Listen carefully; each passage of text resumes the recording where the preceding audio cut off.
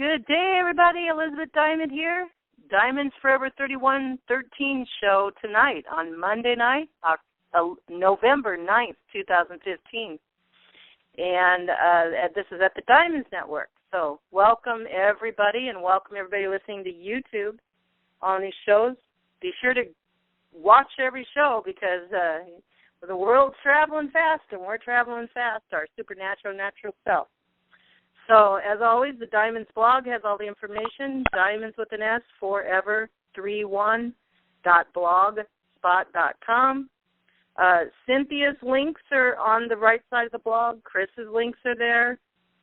Both Diamonds YouTube channels links are there. And be sure to visit that. So, I want to welcome all our galactic friends tonight that will join us and that are participating in every way of love, conquering all. I want to welcome all our guests listening live tonight. Thank you, and please share the shows with your family. And we'll give you a big lineup tonight. We're going to have an energy update, really short, from Franco Di Nicolo, and then we'll bring the Candy Jar Candy News on, and then we have the Law of Fun with Lily, and then we have Cynthia, and we have a special guest, Reverend John M. Polk is back. And first half an hour, me and him will talk. The second half an hour, I'd like to bring Chris in on the party. And then after that, we will galactowise with Chris and me and our brothers and sisters. So get ready, brothers and sisters up there, down there, around there, underneath us, in us. We're going to galactowise tonight. So thank you, everybody, for attending. Now, I just want to do a sound check. I will start with the Franco Di Nicolo energy update. When he mentions fourth dimension, fifth dimension, third dimension, just look at that as your consciousness inside of you expanding, getting revelation, doing a paradigm shift, thinking of your life, doing your life different ways and different ways of thinking in yourself. So we're in a 3D world. We've upgraded to almost all of 4D in our consciousness with 5D energies coming in. You'll hear from Franco. And very good news it'll give a synopsis out about 5-6 years. So let me just start it, and somebody come in and let me know you can hear it, please. It's about 10-15 minutes long. Yeah, wonderful. So why don't we first look at an update. It's been a while since. Okay, can you hear that? I don't have my regular speakers, so sorry about that. Can you hear that? Yes, I can hear that. Okay, here we go. Thank you. And your soul has let you have this type of call. You've been much more working internally on what's happening. So if you could give us like an update on what's been happening and how things are. Okay. Well, as much as at times we may get caught up in the idea that things are not moving rapidly or that things are not changing, there's a lot of changes going on. Sometimes it's not automatically reflected immediately in our reality because, again, it depends on where we're at personally. Because on a personal level, we actually activate and navigate our reality and how much we want to tune into changes that are occurring on a more larger scale, and how much we don't. And at that point in time, there's a lot going on behind the scenes that have been changing. When I'm talking about the behind the scenes, just looking at the whole collective and how everything is coming together and how things are changing with people, with some of the control structures that are in place, how people's patterns, thought forms are changing, also the way people react, how people respond energetically also to what is taking place. The other part that's also very prevalent and that we're seeing is that as much as there's a lot of negativity, if you want to call it that, still accentuated in one way or another, people are not going as deep negative as before, not only personally, but also in clusters of collective and also the overall collective. So as much as things are playing out to a certain degree, it is not impactful as it has been before in automatically sliding down to a lower frequency. Plus, everybody's frequency is generally increasing at this point in time.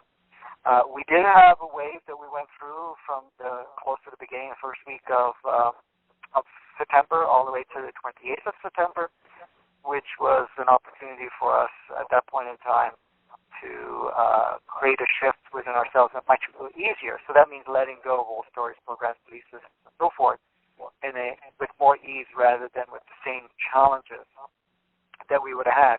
Plus the fact that the heaviness and also the web of connections that would have supported a certain pattern or certain beliefs and so forth was much more transparent, and it actually became much more easy to just address or access certain parts or address certain parts and not having to deal with all of it at the same time. And even things that were playing out in regards to stuff that we would have been bringing back through past lives or through lineage or anything of that nature was easier. Okay, can you still hear it? Just double checking. I gotta go check. Anybody want to come tell me? I want to make sure. Yes, it's fine. Okay, thank you. 1 second. I'm sorry. Mike, I'm on my phone. I'm on the conference call. Josh should be here in a little bit. Okay, sorry. I'm going right back in there, guys. All right. Here we go. Brigade through. So that's kind of the part in September. But then in September, right around the 21st, we had the third installment that took place for planet Earth to go into fifth dimensional consciousness. So there was all the codes and certain activations that took place to prepare the Earth for itself to get into a fifth dimensional consciousness. There is one more in December 21st. That will be the fourth installment. That will be the completing installment. And then there's an integration that will take approximately till about the middle of March to achieve full I am on. The stuff on the table. integration. That means that the planet at that point in time is vibrating at fifth dimensional consciousness fully. And at that point, people will feel either more at home if they're, are playing in a higher consciousness or is already in a higher dimensional state of consciousness, and less comfortable if you're still playing in the third. Now, the gift that was granted for us at this point in time was to allow a certain amount of third dimensional consciousness to be able to be still supported, not well, but supported enough so that you wouldn't feel completely, alienated, if you want to call it that, from playing on planet Earth.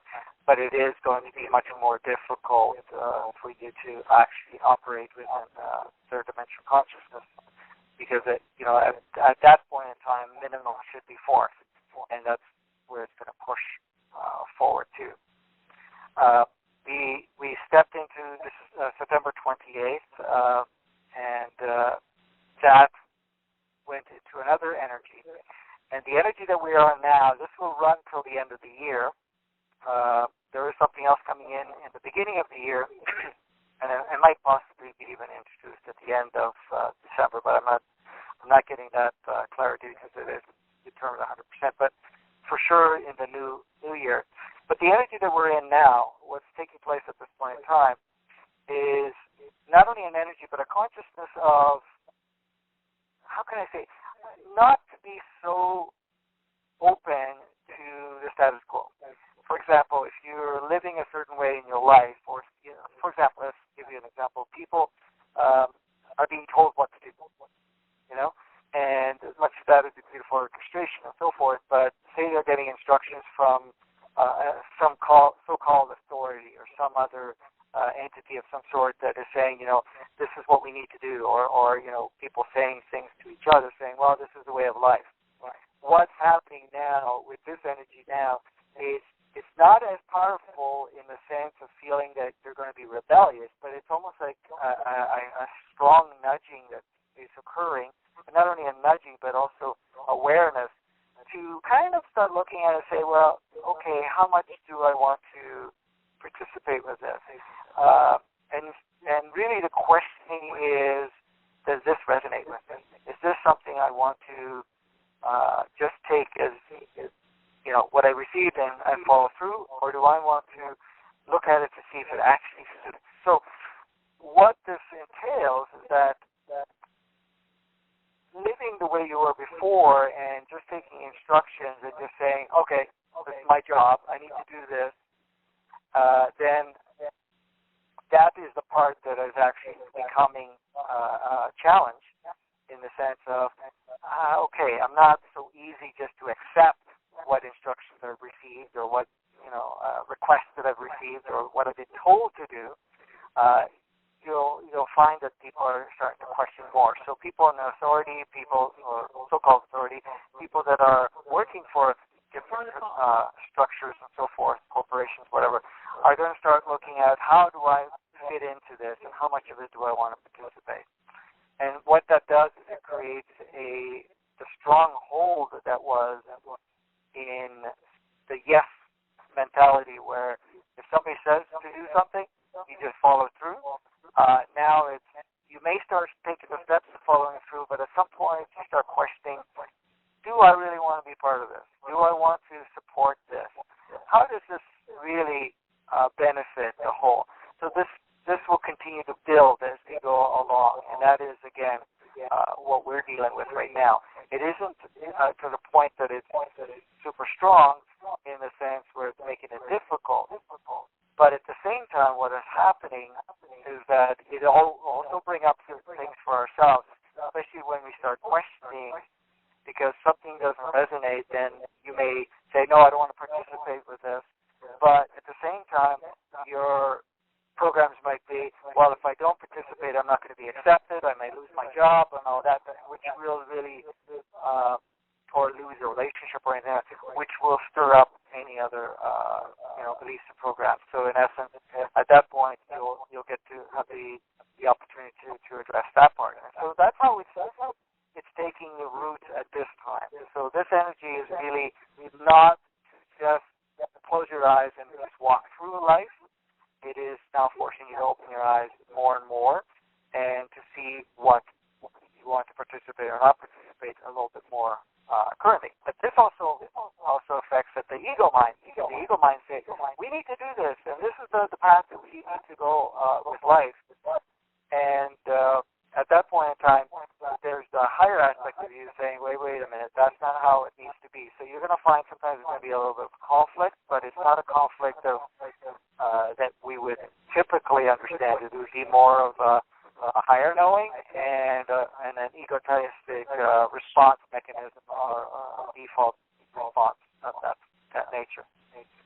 Say, they'll just wait to make changes in their lives until something happens.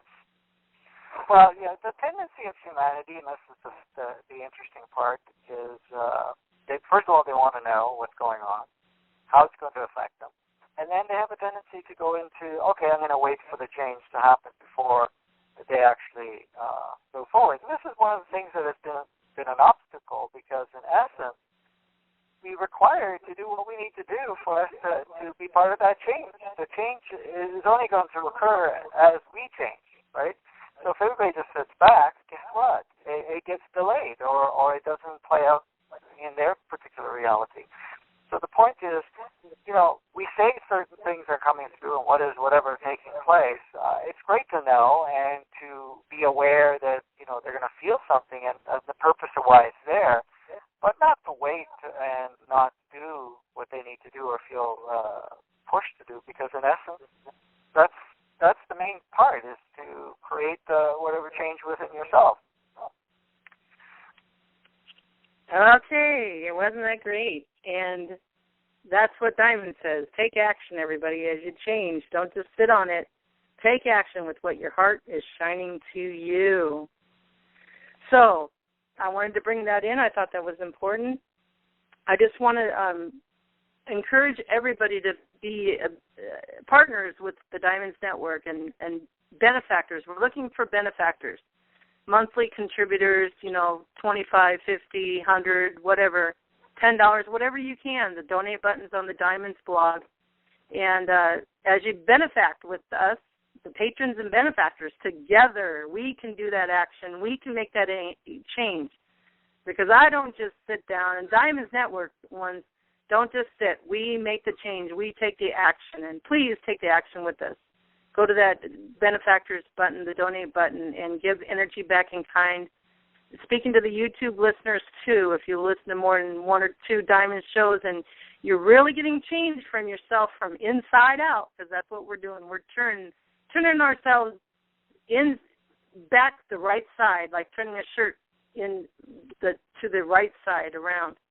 So please do that, and please be a benefactor sharing the shows, be a benefactor sharing it on Facebook and Google and TSU and word of mouth. And we're working on Boots on the Ground Diamonds Network, going out to the world, and you'll be a part of it. So thank you for that. I hope you enjoyed the Franco update. Let's bring on Candy Jar Candy. Come on in. Hi, Elizabeth and everyone on the Diamond Network.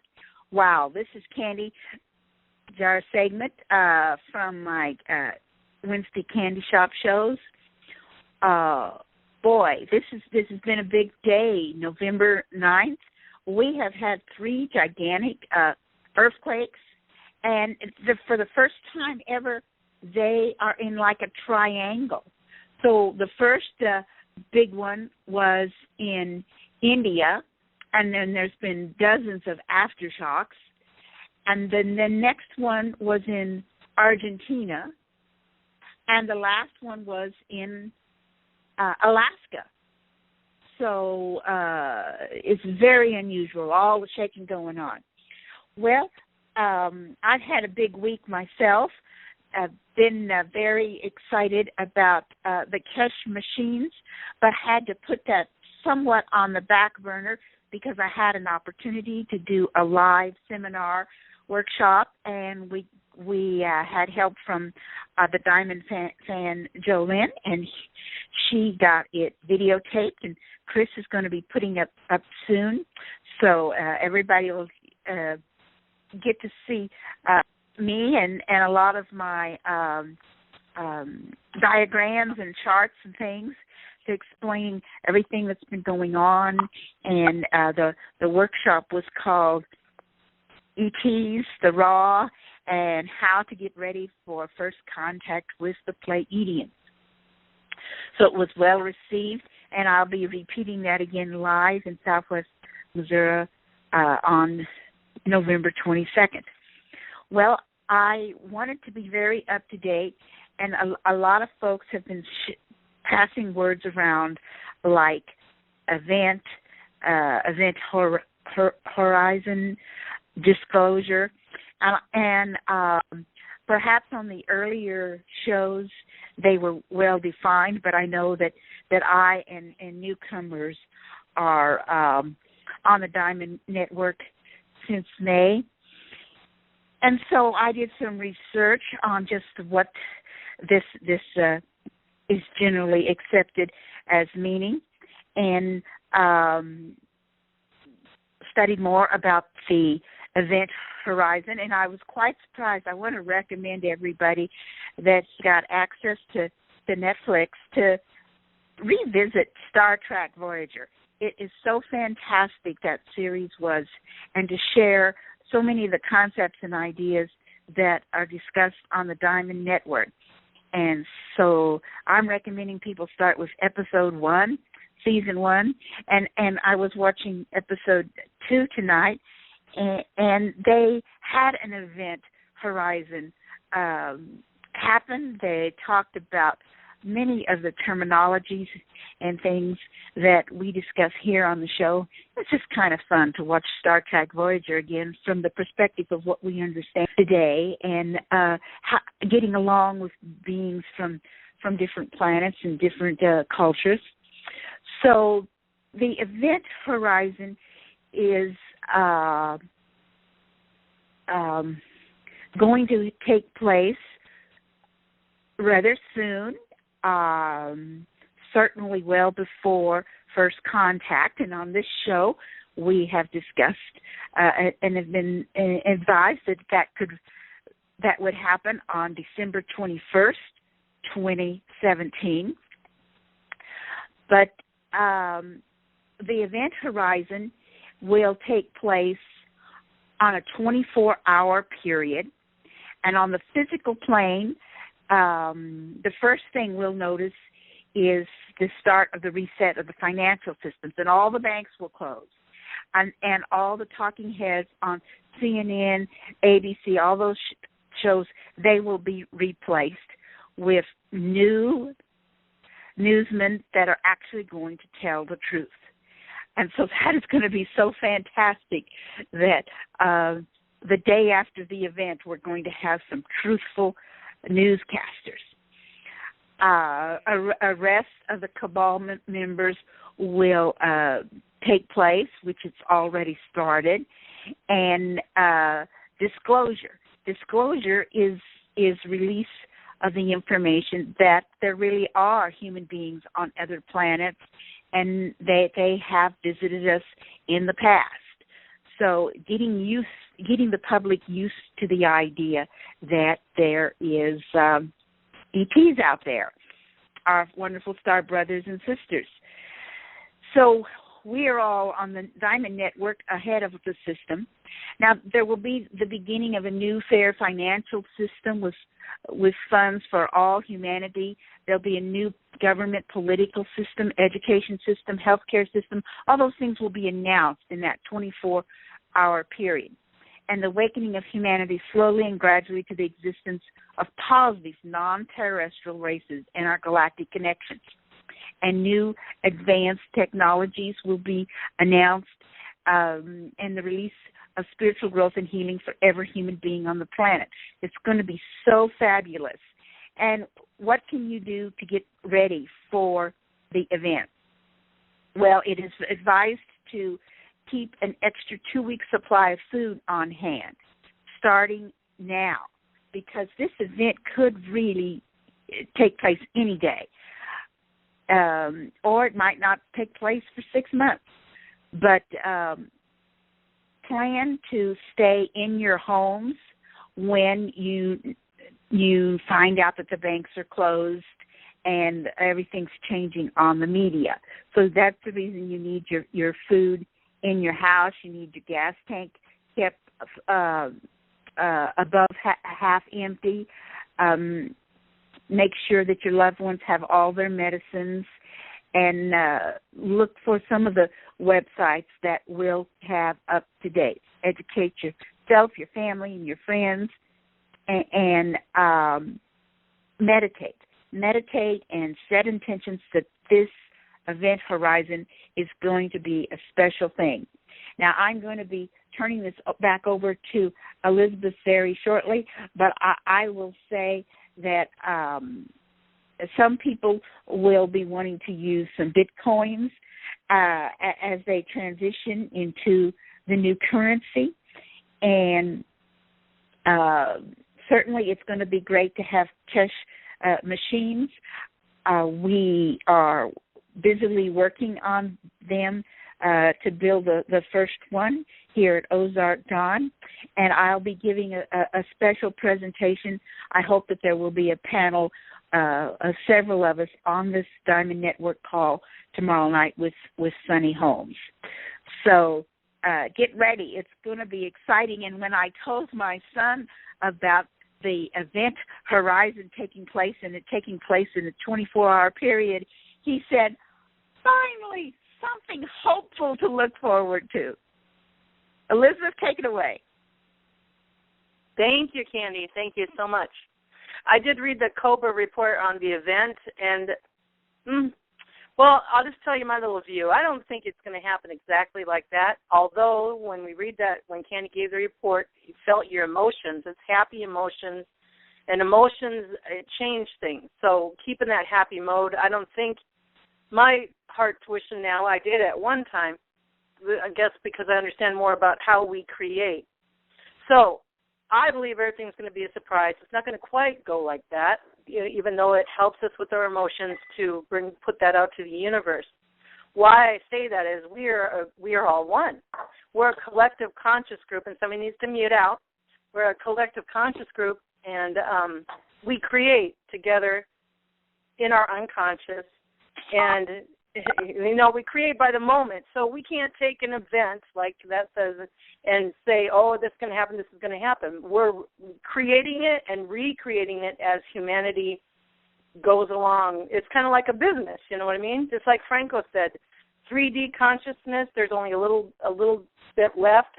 4D is covering most of it, but we decided as a consciousness group to leave some 3D dimensional consciousness here on Earth, and that's mercy and grace of God to help people that are still in 3D come up to 4D, okay? So, yes, I believe, the event is every day, every moment, stay in the now, the moon, the new moon, the astrology is speaking that, and it's all working out. The event is every day. It's a surprise every day. So get yourself in the now moment. Yes, Candy, thank you so much. And I just want to give an example before we bring our guest on. I wrote a poem. It's really short, but I want to give an example of how I use the Diamonds Network, how I use the Diamonds Call of the knowledge and information, the vast knowledge and information from everybody on the Diamonds Network that comes out. Like last week, and on Cynthia's long call, too, we found out that the angels of poetry are here. I called on them, the angels of abundance, and the angels of, what was the other? Good fortune. I was calling on them all week, and I said, hey, initiate me, give me knowledge, wisdom, understanding, and a strategy in my life. So I took the action. Since the angels of poetry were here, I sat down and wrote a poem. And I'm on the subject, I guess, this word love, L-O-V-E. And here's the poem I wrote. As you notice, the first 4 lines start with the letters of love, L-O-V-E. And the title is Love of One, My One. Longing for the one who is a perfect violin of harmonious music, energy of peace, turning to joy, thus bliss, the bliss of love, conquering all. This is my one.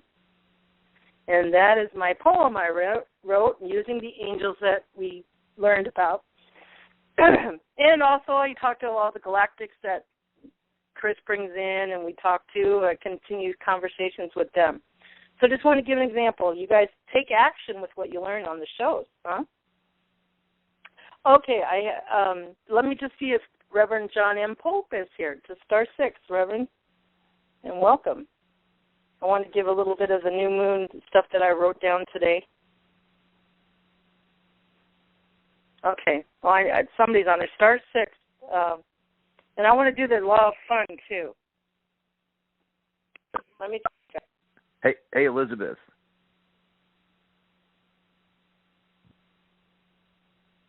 Did I hear somebody? This is Reverend John Polk. How are you? Okay, good. Stand by. Let me just do one more thing. Welcome. How are you doing? I'm great. All right. Great. Okay, just a few more minutes. All right, and I know Cynthia will talk more about this. I'm just going to run through some little lines I wrote down. The new moon of 11/11 forecast, new beginnings, incredible. Everything runs deep, lots of running emotions. Be present in the moment. It'll help us be present in the moment, and more and more so. And it will feel like if you can be present in the moment, you can be in the eye of the storm where there's peace. I can't read my... allowing to discard any worries, focus on the now moment, what you're doing then, giving fresh new perspective, quadruple new beginnings, number 1111, 19 degrees Scorpio, it brings out our inner light, transforms, releases, making room for new. So lots of releases, making room for newness. So think of yourself as I read these little phrases. Try on to Chiron. I don't know. It's about creating abundance. Move on from past emotional patterns. Create new ones. Being in harmony with your wealth code. Abundance. Doing it in harmony. That's why I call on the angels that Cynthia reads on her long call and on this call, because they're right on what we're changing with, and they can help us a lot more. Uranus, shaking things up in your time to move on, like a paradigm shift in yourself, self-empowerment, relationships, clearing out old patterns.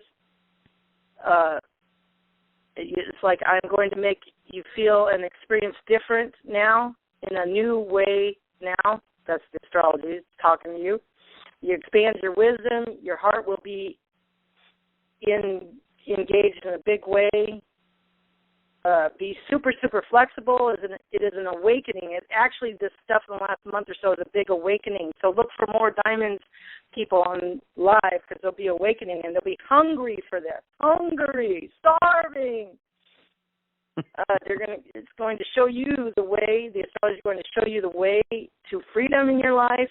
You're liberating from the past. New beginnings month in November. Now you can move forward. Joy, excitement. These are the energies that are helping us build this in us.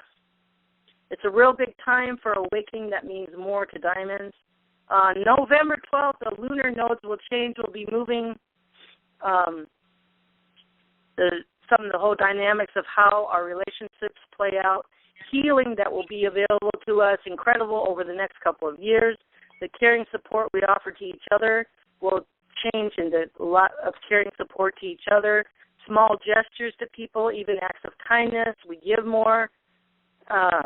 Understand where Virgo, Pisces are running planets, Mercury, Neptune are in your own. Oh, here's the one. We'll have to ask Cynthia what she can give us a step-by-step where to go. You want to understand where your Virgo and Pisces and ruling planets, Mercury and Neptune, are in your own birth chart. That will give you guys an idea about what part of your life these changes are going to take place in your life. So ask Cynthia how we can go find that for ourselves, each of us. And this astrology will prompt you to take spiritual insight into your sacred downloads and make them real to make your dreams a reality. Dreams. So dreams, write down your dreams, write down the desires of your heart, ask your guides and your angels and your spiritual court of equity ancestors to download the desires in your heart, to then dream them, imagine them, write them down in first person. And so major astrology energy going on this last month and all through the year. So, and this is an important time, especially on 11/11. Okay, so is Lily here for the law of fun? Lily.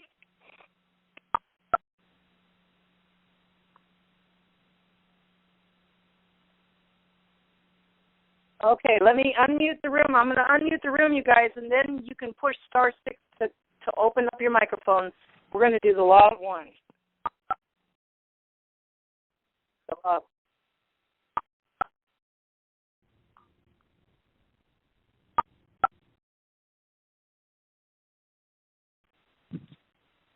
Okay, everybody listening can push *6 to unmute to join with us. We're going to do law of fun, actually.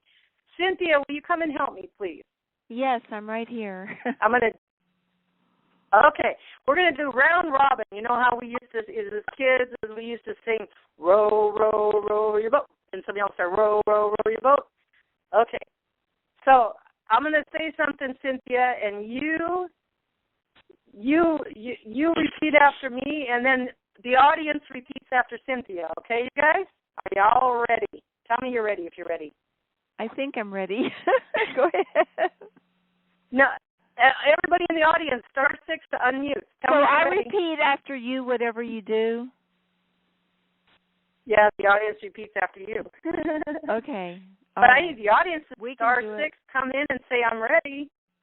Are you guys ready, audience? I am locked. Ready. We're ready. Somebody wants to say I'm ready? They're ready. Okay. Okay. Ha ha. Ha ha ha. Cynthia? Ha ha ha ha. I'm on the phone. What are you password? I'm not going to do anything for you. I don't have a password. I don't know. Go. Can you hear me? What is the password for these? Yes. Ha ha. I know. Happy. Do it, Cynthia. You gotta be kidding me. Did you plan this? This is incredible. Y'all are supposed to be repeating after me. Mini ha ha.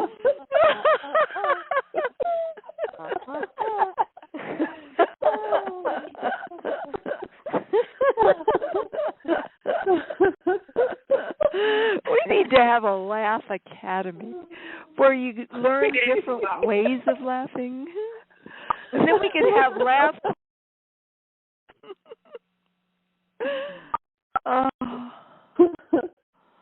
Oh, that is beautiful.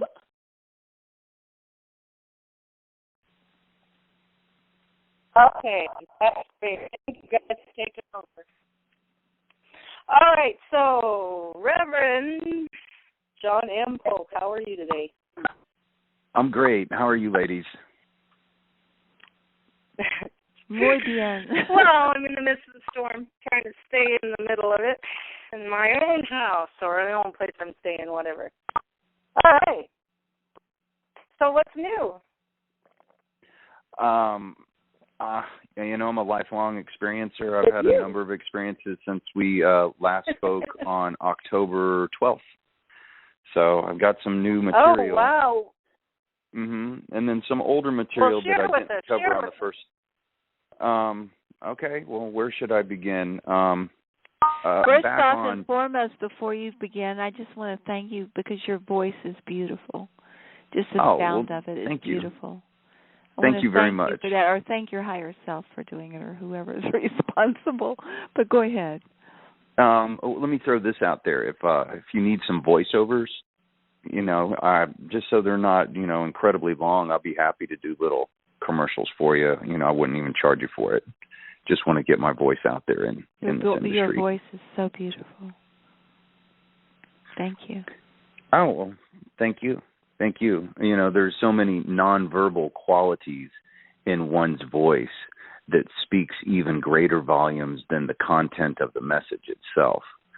So, especially when I want to feel somebody empathically, I get tired of doing emails and electronic exchanges. I insist, not necessarily insist, but I ask, can we talk on the phone? So I can pick up on your nonverbal qualities of your voice also. It helps me to kind of feel who you are. Well, you know what I'm getting as you're talking? I'm seeing lifetimes of you in these underground monasteries where they perfected the, and they use the power of the voice to stabilize the tectonic plates. Wow, that was great. Yeah. If you receive that, I'm sure that there's absolutely something to it. Never really thought of that before. I saw it real clear, and it's more than one. It was like you would come back in even to the same monastery sometimes, one life after the other. Well, as we all have possessed many, many different physical containers in many, many different lifetimes, one thing I try to do is I try to dig deep back into my subconsciousness and see and feel myself in these past lifetimes. Feel myself being in a bumpy wagon train, pioneering across the new world, things like that, being an Indian in the desert Southwest, even, in the cradle of civilization in Mesopotamia, back in the day, back when, the gods and humans commingled and lived together, basically. For the most part, just so we loved and worshipped and honored our alien teachers, our progenitors, for the most part, as long as we worshiped them and loved them and obeyed them, then they were good to us and they would reward us. And I can remember in my past lives living and existing during those times, being a god myself, and also being, just one of the people in a village. I can remember many of those lifetimes. I really try and remember breathing in the air, feeling myself sleeping on the ground, looking up into the stars as there was no artificial light outside of the stars, and maybe, torches that were lit. I can see and feel myself back then, and I still resonate very much with my past lives. So I'm glad that you brought that up. It's a huge part of who I am and who we all are. We're all a product of our past lives as we grow closer to the universal God consciousness. Well, it's good to meet you again, because you were a beloved teacher of mine in a few lifetimes in Tibet. And it's good to meet you again. So I'm sending you a salute. Wow, but back to you. Let me not say any more, because we need to hear what you have to say. But this is an open forum for all of us to talk. If something just really, comes to anybody and you feel that it's worth mentioning, you're not rude to interject. I'm just a guest on the show, but I'd like to talk with everybody. But getting back to what I was talking about before, when I was on the show on October 12th, I liked the whole spiritual slant and the open prayers and meditations we did while we were on the air. I thought it was a really nice touch. A lot of shows, as spiritual as they want to be, really don't do that. I thought it was just a very genuine touch.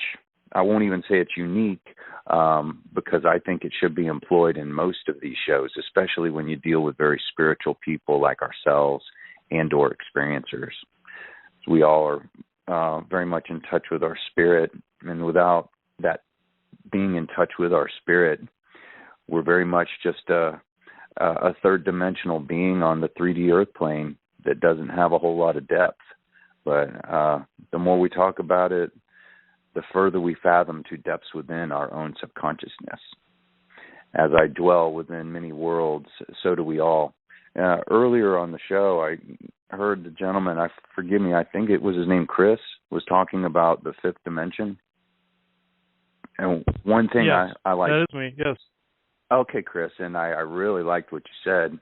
But to add to what you said is that if we allow ourselves to, we can coexist within the fifth dimension already, even though it may not be completely and totally present here on Earth. We can be a step ahead of perhaps some others by opening our body, mind, spirits to the fact that that dimension is there for us if we know how to tap into it. And I believe that we have an infinitesimal amount of ability to tap into higher dimensions, that we're not just bound to the 3D Earth plane unless we allow ourselves to be. And anyway, it was a good point that you brought up, and I just wanted to expand on it a little bit myself.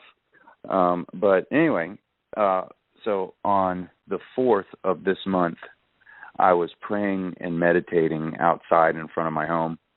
And in my backyard, I don't have any trees, so I can look up at the sky and see the full complement of stars and constellations, commercial aircraft, and everything else that's in the night sky. And in my front yard, I have trees and foliage everywhere, which I like. You can't even see me from the road if I'm sitting on my front porch.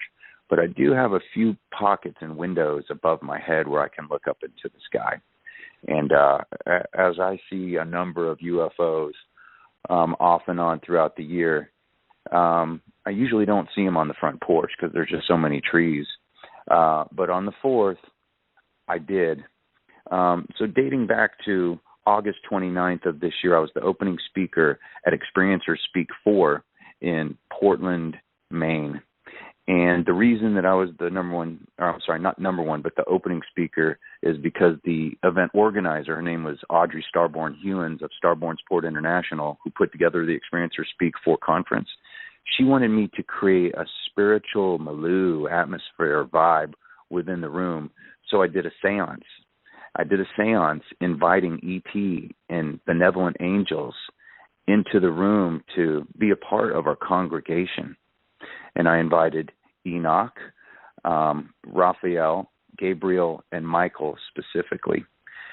And right before Travis Walton began his presentation as our keynote speaker on the full moon on August 29th, Saturday of this year, 4 visitors walked in the room and approached me wanting to see Travis. And we had 12 to 15 plus witnesses that witnessed this event, and 2 out of the 4 actually had gray skin.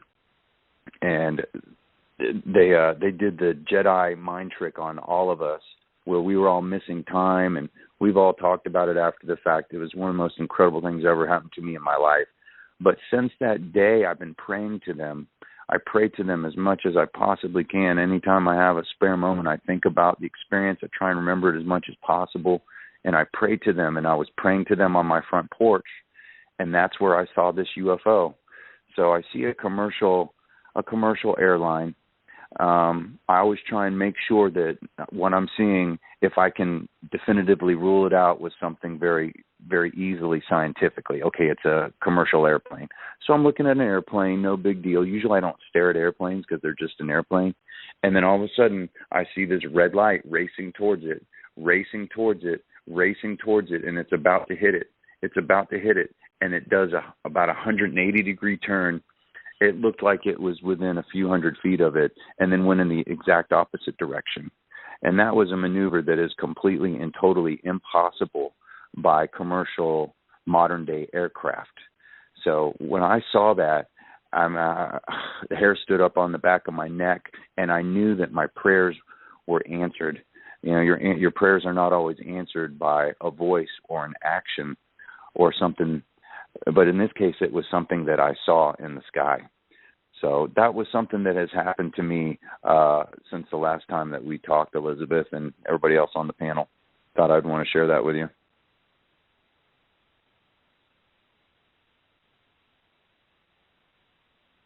That was great. Thank you for that. Well, what else do you want to share with us tonight? You had a lot of experiences, you said. Oh, I do. Is anybody familiar with A.R. Borden? No, who's that? He was from the school of the Anunnaki, and he had many followers, and I never really knew about him until a few months ago, where I was co-hosting on another radio show, and we interviewed a young gentleman who was just incredibly intelligent. His name was Joshua Kent, and he was a follower and perhaps even a protege of A.R. Borden. And A.R. Borden, to me, he was an earthbound, extra-dimensional shifter. And a couple weeks ago, I just keep hearing the name A.R. Borden, A.R. Borden, A.R. Borden. And I call my publicist, whose name is Karen Christine Patrick, who's the editor and publicist of my book, Yahweh, the Biblical God is an Alien. And her life partner, Brett Colin Shepard, they're very much into lunar and Mars anomalies, and are authors of books, working on a book right now with Ken Johnston, former astronaut and trainer of astronauts at NASA. They're actively working on a photojournal and an autobiography for former astronaut Ken Johnston. But they know the whole A.R. Borden story much more detailed than I did, and I started talking to them about it.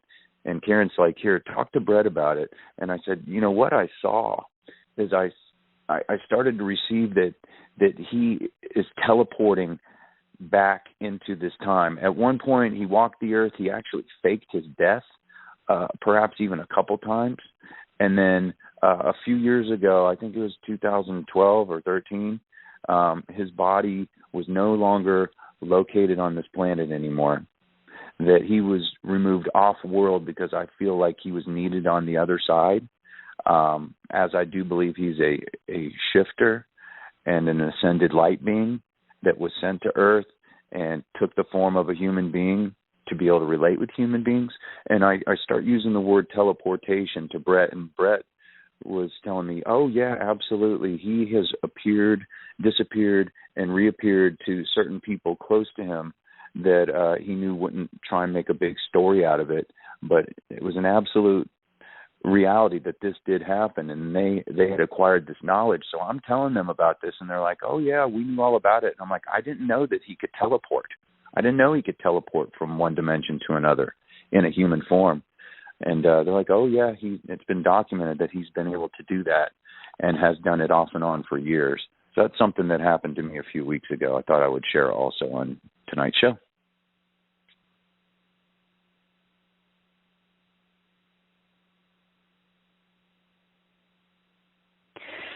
Well, Jonathan, very nice. And that was great, yes. Of course, Anastasia in Siberia, she teleported to Moscow and lots of places. And you know, she set the pattern in the 1990s that we can do that. Our bilocator, Chris, is online. Maybe he has any extra information about some of the things you've been saying. I'd love to hear it. Yeah, let me see. When you were I know when you've spoken about Yahweh being extraterrestrial, I've gotten information over the months about a very strange occurrence that happened a very long time ago. The channeling I got was centered around the time of Jericho, when you know, the whole story of the walls coming down and everything. Well, this I didn't expect to find. I mean, I should have, given the context of every single other thing I've had. But weird thing about this is, you know, I've done channelings of Jesus quite often, and I accept whatever information comes. I'm not going to be, you know, overly shocked by something that comes in, especially when involving aliens and whatnot. But this was a little hard for me, you know, about what I was being told. But these were Anunnaki that were passing this information to me. I think this was more of a test for me to be able to accept certain information. But what happened was, I was told that in Yahweh's more alien history, before, you know, I found out he was inborn and became what we know as Jesus. That's what I was told then.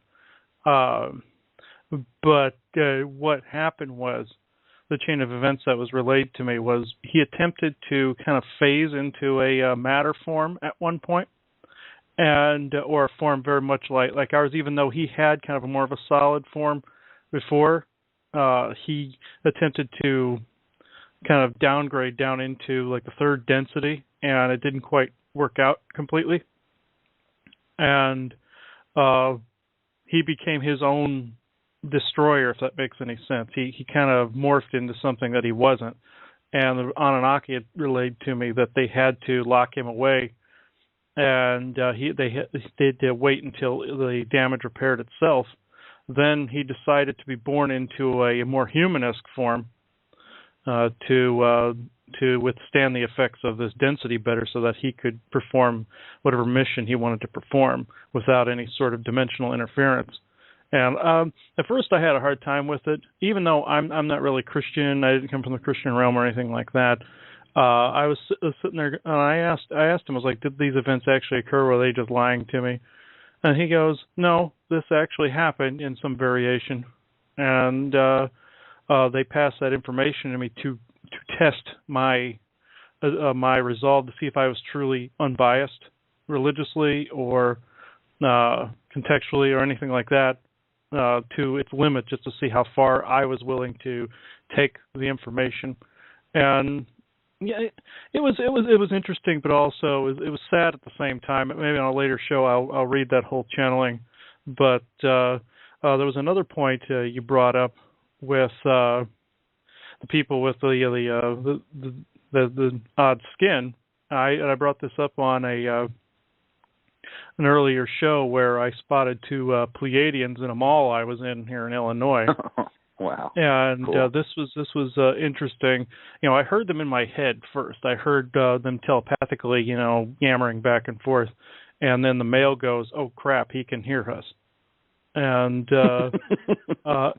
and I look out the window going into the mall. I was in a Barnes and Noble, looked out the window going into the mall, and I just happened to see these two tall, blonde-haired, blue-eyed people looking at me and all shocked, and then they took off. And then I called to them telepathically. I said, "Hold on, don't panic. Let's just sit down and talk a little bit. Let's just sit down, have a conversation." And they said, no, we're taking a huge risk even doing this much. And it was interesting. I always like having experiences like that. You probably have had plenty more that you haven't talked about. True, but that was fairly consistent with going back to Yahweh, was fairly consistent with downloads I've been receiving, and what happened to you at the mall, halfway similar to what happened at this UFO conference. The one gray-skinned, human-like visitor, if you will, he got real comfortable and real loose and started talking to about 12 to 15 of us. And they definitely did the Jedi mind trick on us, because after the fact, we all started talking to each other and we were all missing time. Every one of us tried to take photos of them and we forgot. I mean, how do you forget to take a photo of a human that looks, or something that looks human with gray skin? How do you forget to do that? And then I was going to follow them outside and see if they jumped in a spacecraft or even a car. I just wanted to follow them outside just out of my own human curiosity. And I forgot to do that. And so did a number of other people that were there. After the fact, we all started talking, and most of us had some big brain gaps in between. But the one thing that we all agreed upon is that they were there and that they did have gray skin. And their leader, if you will, somebody called him out and said, "Your skin is blue." And he said, "I'm a shifter. I'm a healer. I'm from the Pleiades." And then he got all comfortable and loose and started fielding questions. And then the other one, there was 4 of them, but only 2 of them had gray skin. And then the one next to him started saying, "Hey, we have to go. We must go. We must go." And then all of a sudden they left. And somebody I befriended at the conference went outside to make a personal phone call and saw a flash of light come up off the roof. And then that same flash of light was seen at the retreat that was at Audrey Hewen's parents' house after the conference, where everybody who was at the conference, speakers, attendees alike, were invited to go to. And I think there was like 30 or 40 people there. And they saw the same flash of light at the retreat out in the woods at her parents' house. So there was definitely something to it. And communicating telepathically is something that I've been working on quite a bit within my own body, mind, spirit. And then it's often hard to discern which voices are ours and which ones are we channeling and or receiving. And a number of years ago, I wasn't putting it together. But within the last 10 years, I've been able to differentiate the two.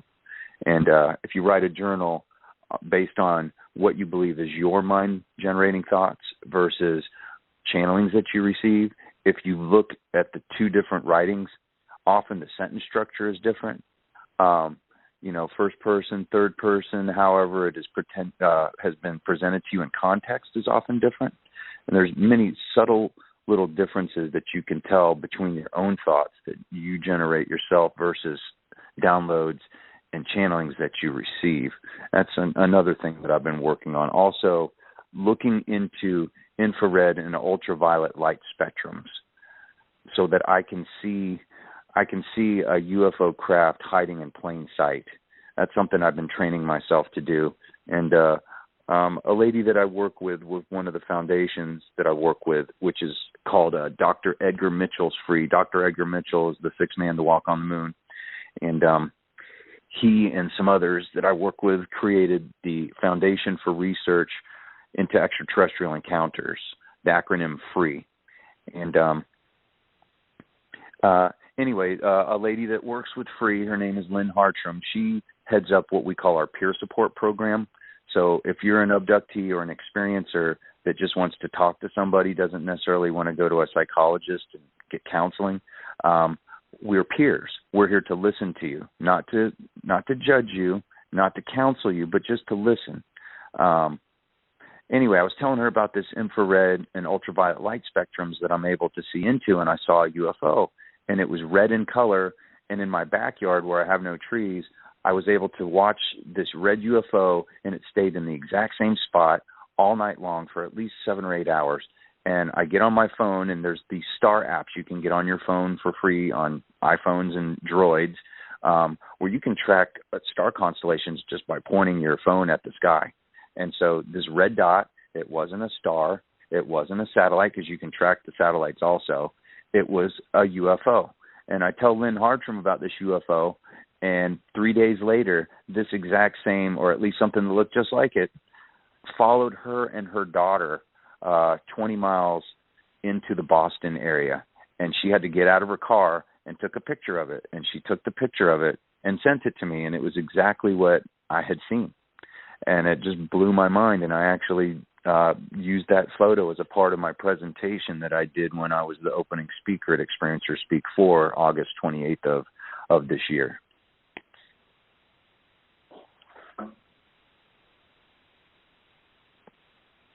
Nice. I'm listening to you guys. Why don't you just keep it up? I'm a kind of an emergency around here. So, Chris and Reverend John Polk, you want to share some more experiences? And we'll see if Chris can, and as you share, Chris may see things, and if Chris, you get anything, you can bring that in when Reverend's done talking. Yeah. All right. Oh, please do. Please do. If I see, or if I say something and something pops in your mind, or you get a feeling, a clairsentient kind of feeling, just jump in. I'm sure it's for a reason if you do. So going back to 2009, I was dating a girl. She was very spiritual in nature. We had a pretty good relationship, and she lived maybe about 4 miles from my house. She didn't live too far away, and it was winter. I live in Florida, so it wasn't that cold, but it was in the 40s, which in Florida is cold, and we both had to work the next day, and it's, I don't know, maybe 11:30 at night, which isn't too late, but it's late enough. I'm usually in bed before then, unless I'm out star watching. And something tells me to go outside. And I'm sitting there thinking, I don't want to go outside. But it just kept telling me, whatever it was, go outside, go outside. So I go outside, and it's cold, and something pulls my attention to the skies directly above my head. And I see this triangular star formation. And I'm compelled to stare at it. So I stare at it, and I stare at it, and I stare at it for maybe 15 or 20 minutes. And then the bottom right corner star started to move, started to drift away, making the triangle into a differently shaped triangle. And then in a blink of an eye, it snapped right back into place. So I text this girl that I was dating at the time, and she was outside with her sister and her sister's boyfriend watching the exact same thing at the exact same time, which I did not expect at all. But we were all pulled outside to watch this anomaly take place right before our eyes. And it did it a number of times. It must have done it off and on for probably 45 minutes to an hour. And eventually, we both got cold and had to go to work the next day. But we both went back in our own respective homes and texted about it some more. And we both acknowledged that stars don't move like that.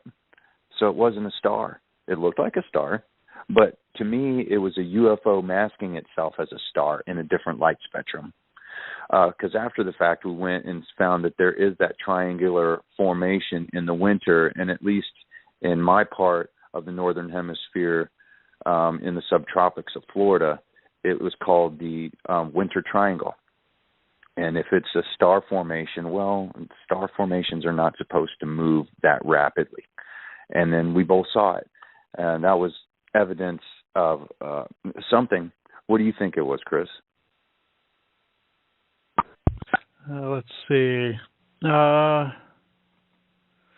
With the triangular star formation, I've seen this effect before. My mother and my stepfather, Laverne, when they went down to Arizona, they actually saw this very same thing and got it in pictures. They got these colored orbs along with it, and there was a large triangular-shaped star pattern in the middle of the day, mind you, in the pictures. And in all the pictures, it was the middle of the day. There was at least a dozen with this same triangular spaceship. And I feel there are several groups that can do that. The Pleiadians are one of them that can do that. The Syrian star beings are another one. The Anunnaki are another one. All these groups can do this. And I've noticed that their ships, even though they are solid, they can actually transmute into like energy forms and fold into itself into like an energy ball.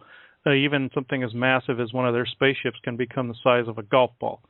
And I've seen this effect, and I've seen this in channelings. They even described to me the type of technology they used that humans don't even have anything close to it. I mean, the cabal out there probably have some maybe rudimentary understanding of it at best. But these ships, what I'm picking up on is Pleiadian myself, for your experience, and also as we were sitting here, I wanted to see if I could call out to the ones that you saw with the gray skin. Oh, please do. And I wanted to see if I could find them. And I saw the visuals. You know, as you were talking about it, I saw these beings standing at the podium. I feel one was concerned that they were going to get too noticed, like they weren't noticed enough. You know, with the gray skin, that's like the mouse on the countertop. You know, we can see you, and you know, you hide in plain sight. That doesn't always work. But let me see here, and I'm seeing like a freeze frame in my head of these beings standing at the conference, and they look Pleiadian, and I feel the ship that you witnessed and this are one and the same. Let me see here. I feel one of them's a guide of yours. Let me see. I'm seeing 1, 2, 3, 4, 5. There's 6 of them that I'm seeing. I feel there were more there at the conference than anybody saw. I feel there were several just like out of, you know, like dimensional sync that were actually in the room, because I'm seeing in this freeze frame in my mind, I can see like distortions about the size of a person. So I feel there were at least a dozen or more kind of hanging around, and a couple of them were being told telepathically that they had to go, and then one verbalized it to the other. But the verbalization was for humanity's benefit. It was like a nonchalant way of saying, you know, we're here, but they didn't really say it. And then one of them said it, and then the other one said, "Okay, that's enough. We got to back off now." And from what I can see, the more laid back one is a guide of yours, from what I can see. And he is. Did they have bright blue eyes?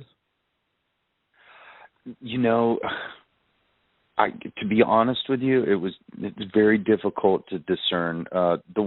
There was 4 of them. I'll call them the grandfather. Looked about 65 years old. He was wearing like a ball cap, but it was more like a fishing cap, with a very, very curiously low brim. But the lights were dimmed, so it was difficult for us to see, because Travis Walton just came out with his new DVD, which was entitled Travis. So they dimmed the lights so we can watch the DVD. And then that's when they walked in, and they walked up to me first. And it's funny and curious that they had paper currency in their hand, and they came up to me asking me if I was the one who they needed to pay. And I'm like, no, let me go find Audrey. And I found Audrey.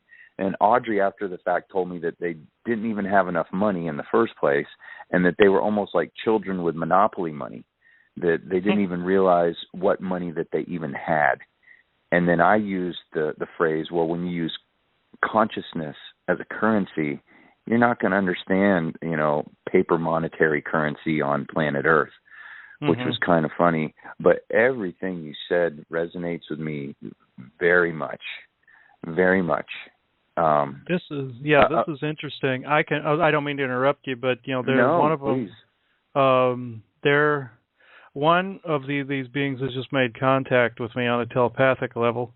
So he is saying, because when I freeze framed this conference, sometimes if I see the images move within the freeze frame outside of what was in the past, like if it's not like a shadow of what was, that means a being is attempting to make contact, and I'm seeing he's kind of luminescent. He has blonde hair. He has that palish, grayish skin, and he's wearing like a one-piece outfit. Kind of like, not necessarily, kind of like a coverall, like if you'd see like a painter wearing, and but kind of skin tight.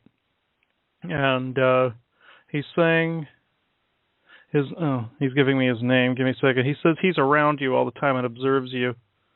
And he was in the sky that day when you saw the star patterns move.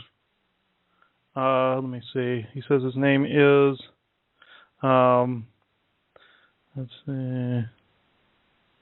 He says his name is Liman, and he says that the Pleiadian Collective has watched you for some time. Let's see. He's extremely telepathically adept. I mean, even for a Pleiadian, he is above and beyond on a telepathic level. He alone could have made that entire room stand on their hands if he wanted them to, and jump up and down or something. Because he could. Yeah, he alone could have done this, and I think he did to some extent. But even to them, I think doing like a whole crowd is kind of a strain. But that's why they brought a lot of other people. But let me see. Yeah, he says. Okay, he's wanting to give a message directly. He goes, "Peace be with you, brother. My name is Liman. I am your guide and brother from the Pleiadian star cluster. We wish to observe your growth amongst humans. You are of us, brother of the Pleiades. We will watch you always. Thank you." And now he's bowing and stepping back. He just wanted to make sure you knew he was there. Wow, you just learned the name of your guide, Reverend John M. Polk. Let me break in here. You know what? In the midst of what I'm going on with right now, I forgot Cynthia. So you guys finish up with this right here, and then we'll take a break from you guys and go to Cynthia's news in astrology, and then we're going to come back to you guys. But finish up. Take your time. Keep going. All right. What do you think of that, Reverend Polk? When he started saying, I'm trying to place his name, I'm trying to receive his name, I got goosebumps all up and down my back. Hair stood up on the back of my neck. But it also reminded me of what I said during my presentation. I just created my own makeshift kind of seance based on meditation techniques that I've learned. Just came up with my own hodgepodge kind of seance that I'll try and say it not exactly verbatim, but I'll try and paraphrase what I said. So, good afternoon, experiencers. My name is Reverend John M. Polk. These are my credentials.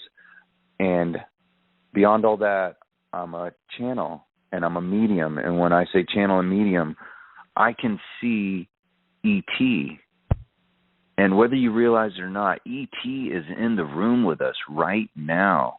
They're just vibrating at a higher frequency.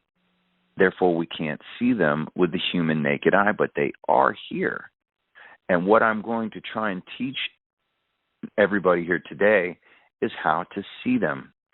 Now, one of my goals today is for somebody that has never achieved contact before to achieve some kind of contact that would be obvious to them, that they've never received anything like that in their life, and after this experience that they knew that they had received some kind of contact, and or experiencers that walk in multiple worlds like I do, will achieve contact unlike ever before. So then we went into a breathing regimen. Breathe in the universal God consciousness. Exhale the lower energy. Breathe in the universal God consciousness. Exhale the lower energy. And prior to that, I had everybody hold hands. So everybody's holding hands, and we're all getting into this meditative state. And then I ask, okay, show of hands, who can actually see ET? There was 79 people in the room that I counted on the 28th, which was the first day of the conference, and only 4 people rose their hand, which really surprised me. But of those 4 people that rose their hand, those were 4 of the 12 witnesses that happened to be there when ET was talking to everybody. So anyway, it's either an incredible coincidence or I don't want to use the word summon. I don't like the idea of me, bossing people around, but I asked them to join our congregation. And they did. They did. And they were seen by anywhere from 12 to 15 witnesses, which I think makes it one of the most incredible sightings in modern human history. And they wanted to be seen. They wanted to be seen, and they wanted to be seen by multiple people.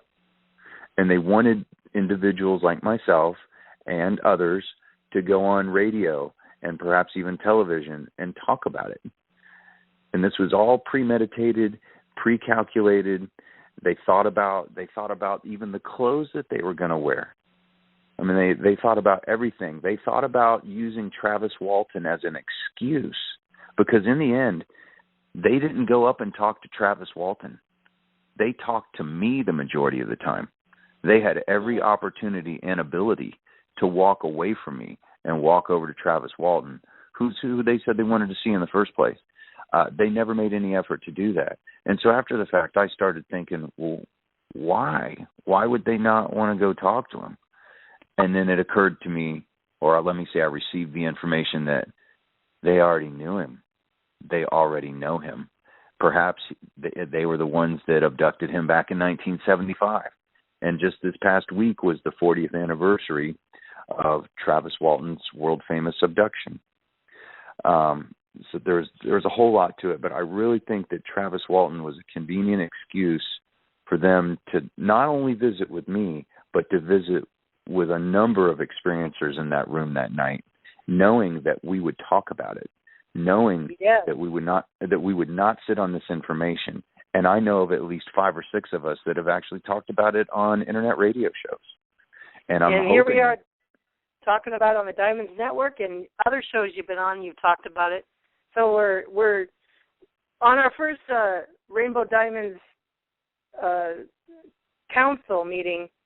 Our ET brothers and sisters, we counseled with them, and they said it's all about honor, respect, loving, and so that's what we're doing. And John, that's what you did, and we're loving, respecting them, and we're passing it around the world, this experience. Wow, huh?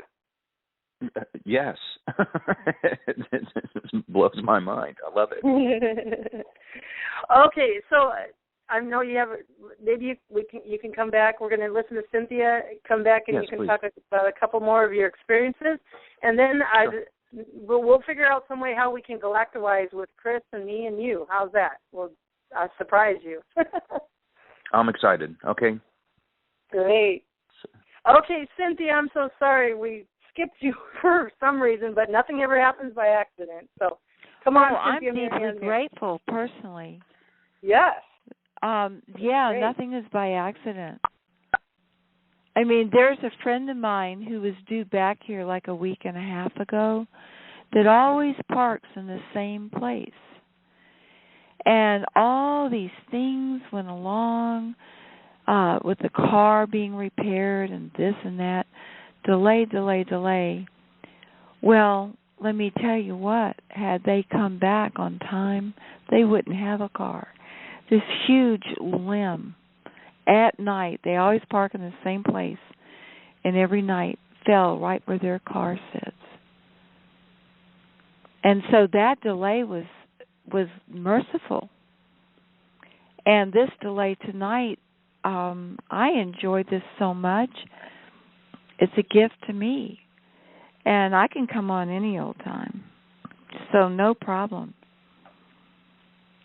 None at all. We did a whole session on the new moon coming up this Wednesday, last Thursday, but I wanted to add a very interesting footnote here. The dark agenda is primarily resorting to telepathy with their trained, the people they have left, and they are also trying to do stuff with weather control. They have residual effects from things like chemtrails and so forth. And they know that their time is over. And on this new moon chart, Saturn, which is the one that ends up having the final say, is located at exactly, let me tell you this, the Hades is at 6 Cancer, which is telepathy. And Saturn is at 6 Sagittarius, which is morality and introspection. The North Node is at the place of high intellect and knowledge and the beings that control the consciousness of every human being. And then you've got the vertex at 6 Virgo. So you have 6 Cancer, you have 6 Virgo, and 6 Saturn. And the vertex is how you access higher levels. You better believe when you're on the losing side in a game with as high stakes as they're playing, you want exit stage left. You want Scotty up. And that, for this new moon, is the heavenly host of teaching, Zagreona. Each one at exactly 6 degrees of their respective signs. And when you see that kind of exact relationship, it's like a surveyor who's getting it exactly right, not 2 inches to the left, not 2 inches to the right. So this is a big deal. Marianne, would you mind reading 6 Cancer? The heavenly host. Yeah, I'm right here. Let me. Of Pleroki. Oh my gosh, I opened right up to it. Well, of course. And, oh my gosh. And don't want to get bored here, right? Whoa. There's only 600 pages in the book. Okay, go ahead, freak girl. me out. Okay. Well, we need freak out. I mean, my God, we need this. I found it. Okay. This is and this is the dark agenda, folks. This is their the vibration and frequencies on the planet that are that they're tuning into right now. This is where they're tuning into. So go ahead. Okay. 6 degrees Cancer. Podrogi, the angels of telepathy. Beloved, we teach communication over distances through thought and feelings, with help of spirits of the air and others. Actual physical communication over distances occurs. Longing for spiritual perfection, which is the virtue of the first letter of our name, causes glands of the body to produce consciousness, altering chemicals that open up refined perceptions of subtle energies. As longing for spiritual perfection increases to the point that a person begins to sense the splendor and majesty of divinity, letter L, messages and communications from invisible sources are sometimes experienced telepathically. For this reason, a person who experiences intense longing for divine being may become a poet artist, or musician. He or she then gives the expression to beautiful inspirations and impressions that are telepathically received. In the beginning, longing for the soul for spiritual perfection on an intense emotional level may be interpreted as restlessness or dissatisfaction, and accordingly be resisted. A person just opening up to telepathic communication with higher realms may at first judge themselves a misfit in unfavorable comparison to others who seem to be relatively well adjusted, satisfied with their lot, and completely unaware of any subtle communications from a higher realm of consciousness. Some who are just beginning to experience telepathic communication with higher realms may turn to alcohol or drugs in an effort to calm the influx of a more refined reality. In extreme cases, they may see themselves as abnormal or crazy. Eventually, however, with the help of inner guidance and the heavenly host, strong longing for the ecstasy of divine being is accepted as a calling to higher truth. Then, resulting telepathic influence of lighter realms are welcomed with deep gratitude and understanding. A major shift occurs as longing of the heart for connection is understood. The calling to divine consciousness and perfection brings deep satisfaction. Seen in this way, such divine nostalgia is one of the greatest blessings that can be bestowed on a seeker in this life on earth. It provides motivation to depart from conventionality. It is the spur to not give up the search until the ultimate treasures of spirit are found at last. It opens one to enthusiastically respond to telepathic communications with the heavenly host and to Providence itself. In the Sufi tradition, the spiritual practice known as Dikr, utilizes divine nostalgia to fuel processes of emerging with the sublime beloved. On this path and others, the longing for spiritual perfection is the essential ingredient to catapult the lover of ecstasy to attain transcendent states of consciousness. The soul's longing for unity with the one being opens up such love that creation is seen entirely different. Now God can be sensed and seen everywhere, indwelling all creation and all beings, especially for those people who are experiencing the beginnings of telepathic communication. Was it written, "Ask and you shall receive"? The act of asking for higher truth utilizes willpower to direct the mind to a higher level of perception. Asking opens attention to the heavenly host and attracts their influence. Because emotions are direct catalysts for the production of chemical substances in the pineal and other glands, the stronger the feelings, the more powerful are the effects on the altering consciousness of a person. Positive, beautiful feelings produce positive, beautiful consciousness.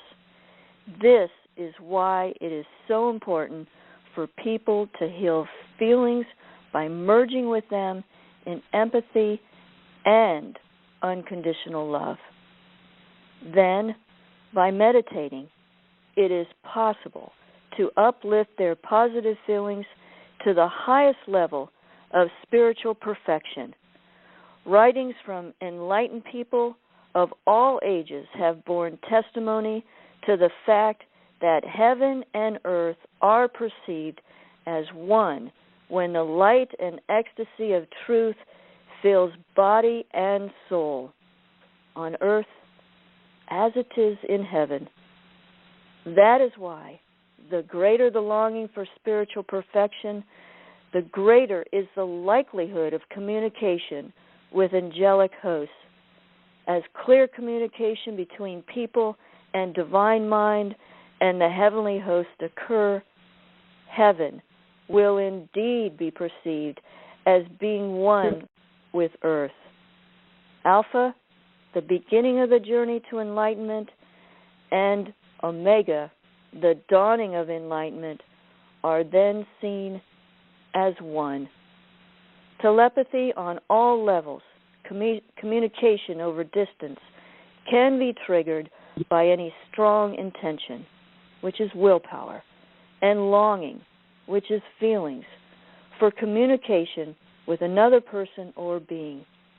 This is how telepathy happens spontaneously in times of great love or danger. The thoughts and feelings of sender are sent through the web of light of the unified field of energy like a bolt of lightning by the electric power of strong will. The magnetic power of feelings attracts the proper recipient. The thoughts and feelings from the sender are received even in untrained recipients when they have been sent out with powerful feelings and clarity. Love of a human can often be found in the middle of the continuum between self-love and cosmic universal love for others. The meaning of the path to enlightenment is to be in creation as a human being and be one with divine being at the same time. This requires whole being experience. Delta, theta, alpha, and beta brainwaves operating together, being infant, child, adolescent, and adult simultaneously. Our task is to teach people how to intend, visualize, and feel so strongly that communication is clear and easily perceptible over great distances to almost anyone. In meditation on the letters of our name, you will find that the longing for spiritual perfection on all levels of being and the desire for true morality and feelings that are one with God enable a person to communicate with the higher mind and understand the laws of cause and effect and the manifestation of miracles. By seeing indwelling perfection through the eyes of love and adhering to true justice, a child of God uses the virtues of omnipotence to bring about any effect on any level. And that is 6 degrees Cancer. Okay, so what's happened is they know they're losing. The dark agenda knows they're losing. All their promises that they were going to be the rulers, that even in the worst case scenario they could go through a wormhole through hyperspace or live on Mars or whatever, have fallen flat. And now they're praying for their lives. And a lot of them do have telepathic abilities. And this longing for life, this longing for self-preservation, at this time when there's so much understanding in everybody that we really are all one organism, we're one unified field, and that when one is harmed, all are harmed. In other words, harming them out of retribution or out of the old paradigms of an eye for an eye and a tooth for a tooth would harm everything. We know this scientifically. What they need to be done is isolated where they can cause no more harm, either to themselves or to others, and then every aid be given to do whatever in each case can be and should be and could be done to bring them back into harmony with the one being. And, of course, this would be like making the blind to see or the lame to walk. It would be as great a miracle as any that have ever been recorded. But, you know, miracles are us. Now, this is acting with the vertex at 6 Virgo. Exactly. Now, this that you just heard is in the 5th house of creative self-expression. So you can better believe that all those mercenaries that are no longer being paid and don't know how to do anything else are having this creative self-expression of going within and trying to telepathically know what to do next. Now, the breakthrough to higher realms is represented in an astrological chart by the vertex. And in this case, it's 6 degrees Virgo. Mir, are you on the line? Mir? Hi, I'm here. Could you please read the vertex at 6 Virgo while you're looking it up? This is in the 7th house of close partnerships. So this is going to be happening one-to-one. What she's going to read right now, this is happening one-to-one. This will be like, you know, 2 mercenaries talking to each other or a boss with an employee.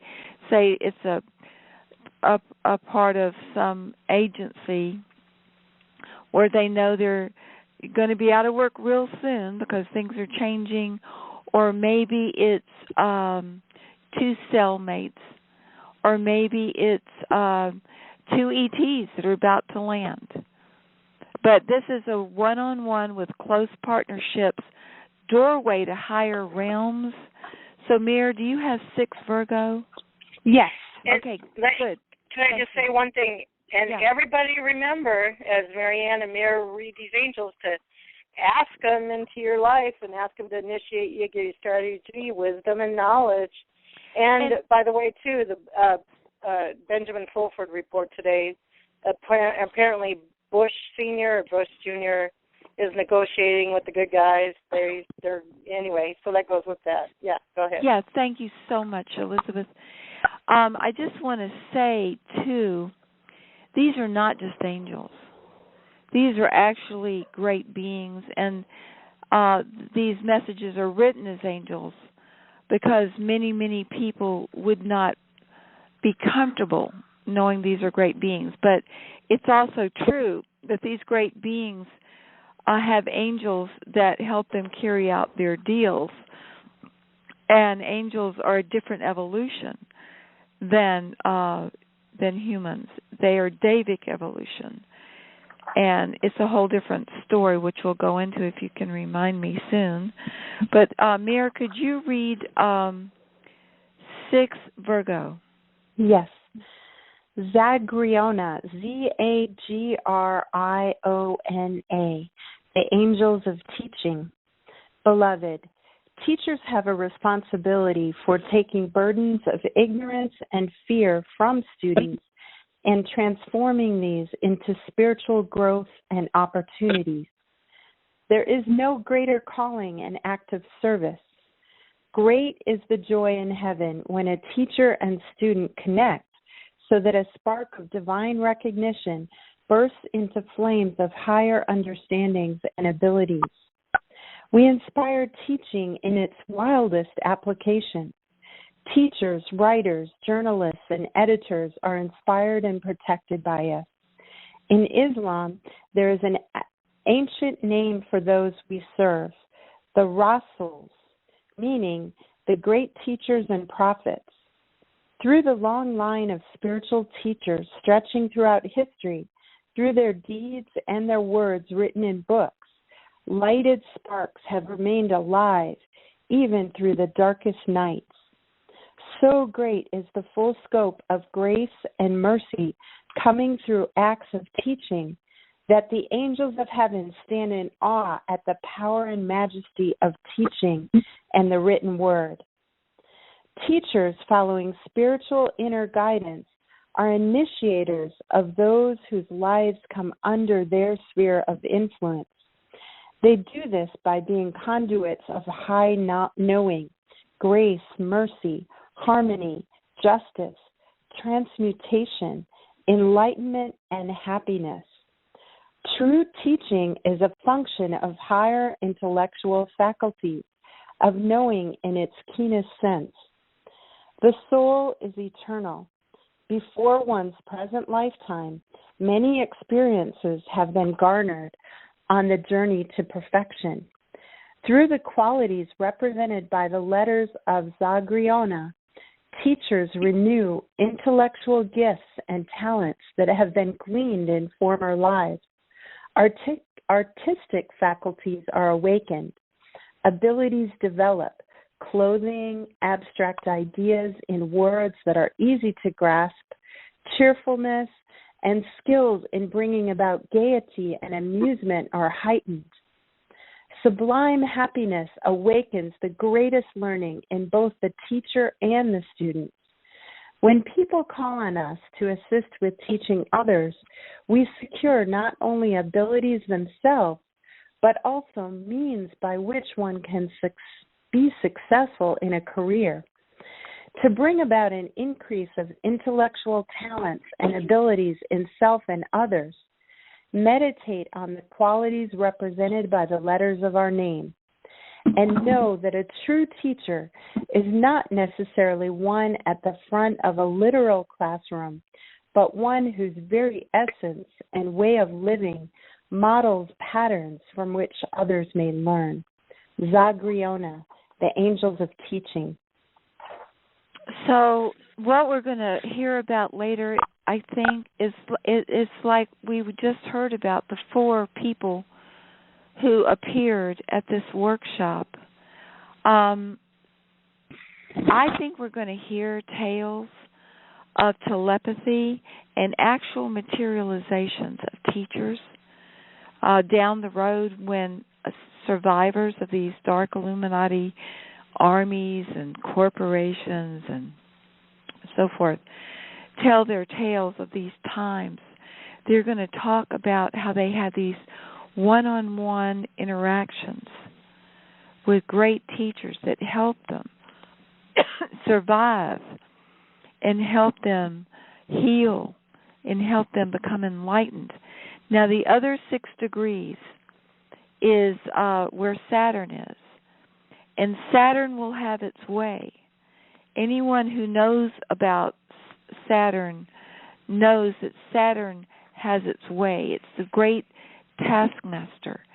So guarding over this whole new moon that's happening Wednesday, day after tomorrow, is Geriola, the heavenly host of morality and introspection. Beloved, we are special experts in the virtues of morality on earth. We reveal to you genuine secrets of mystical equilibrium between will and thought and emotion and form. We teach you the correct use of introspection and draw your attention to faculties and powers which are the result of introspection. When you have accomplished introspection according to our inner instructions and guidance and inspiration, and according to teachings from sources to which we guide you, you acquire great power of intuition and genuine recognition of the Akasha principle, which is the unity with everything. In your infant state, the experience of unity and oneness exists, and in this knowing true morality rests. Absolute harmlessness and goodwill springs from this place of identification with all life. When spiritual teachers of old admonished their followers to harm none and to help all, it was from this profound level of understanding that they themselves had reached through deep and prolonged introspection. To do unto others as you would have them do unto you is counsel based on the literal truth that what you do to another is exactly what you are doing to yourself. For others are a part of yourself in the interconnected web of life. The relationship of one person to the whole is similar to the relationship of one cell to another in a human body. Whether you love a place, an animal, a person, or a spirit being, all of these are part of the unified divine life, and as a result, the entire web of life is blessed by your love. This knowledge is the basis of true morality. It is the place where the continuum of the polarity of selfishness and selflessness is seen as one. The peace that comes from loving behavior based on identity of oneness echoes the true mystical equilibrium of the teachers of wisdom and love and power. This mystical equilibrium and morality are your inheritance as children of the Most High. As this legacy is claimed by all, heaven indeed is manifest on earth, and the Alpha and the Omega meet as one. Please call on us for heavenly assistance whenever you desire to embark on a journey of introspection for the purpose of morality and equilibrium. We help you as we have helped all who have gone before you and all who will follow. We inspire and safeguard your success. We serve you through the power and presence of providence. We're the heavenly host of Georia. So what we're saying here, you're seeing telepathy, work with teaching one-on-one, and with true introspection and morality. So the message tonight that I wanted to share, and Marianne, I really want to hear any comments you or Mary, any that you have, is that with Saturn you're forced. I know a lot of you are not astrologers, but just take my word for it. Wherever Saturn falls in a chart, you do it or you die. There is no choice. There's no pleading. There's no deals cut. You do it.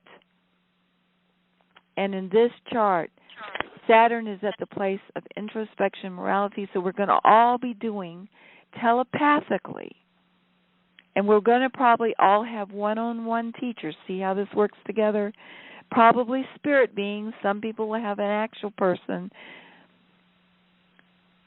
that can be logically understood, but some will be having these telepathic teachers. And guess what they're going to be teaching us? Introspection and morality. All of us are going to have a deep, deep conversation with our own conscience. But we're not going to do it alone. We're going to have personal help from higher planes, even the worst of us, even the most insignificant of us, the most humble. Even if you're autistic, we're all going to be having teachers. We're going to all be connected with telepathically, and we're all going to be initiated into introspection and deep morality. So let me turn this over to you, Mir and Marianne, whatever's on your heart to share for our Monday night sharing.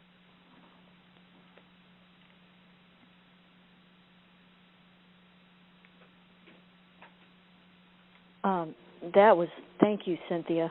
Can you hear me? Yeah, you're coming good. That's absolutely beautiful. And, for all of us to continue to go deeper and to find our own truth and to experience our own truth,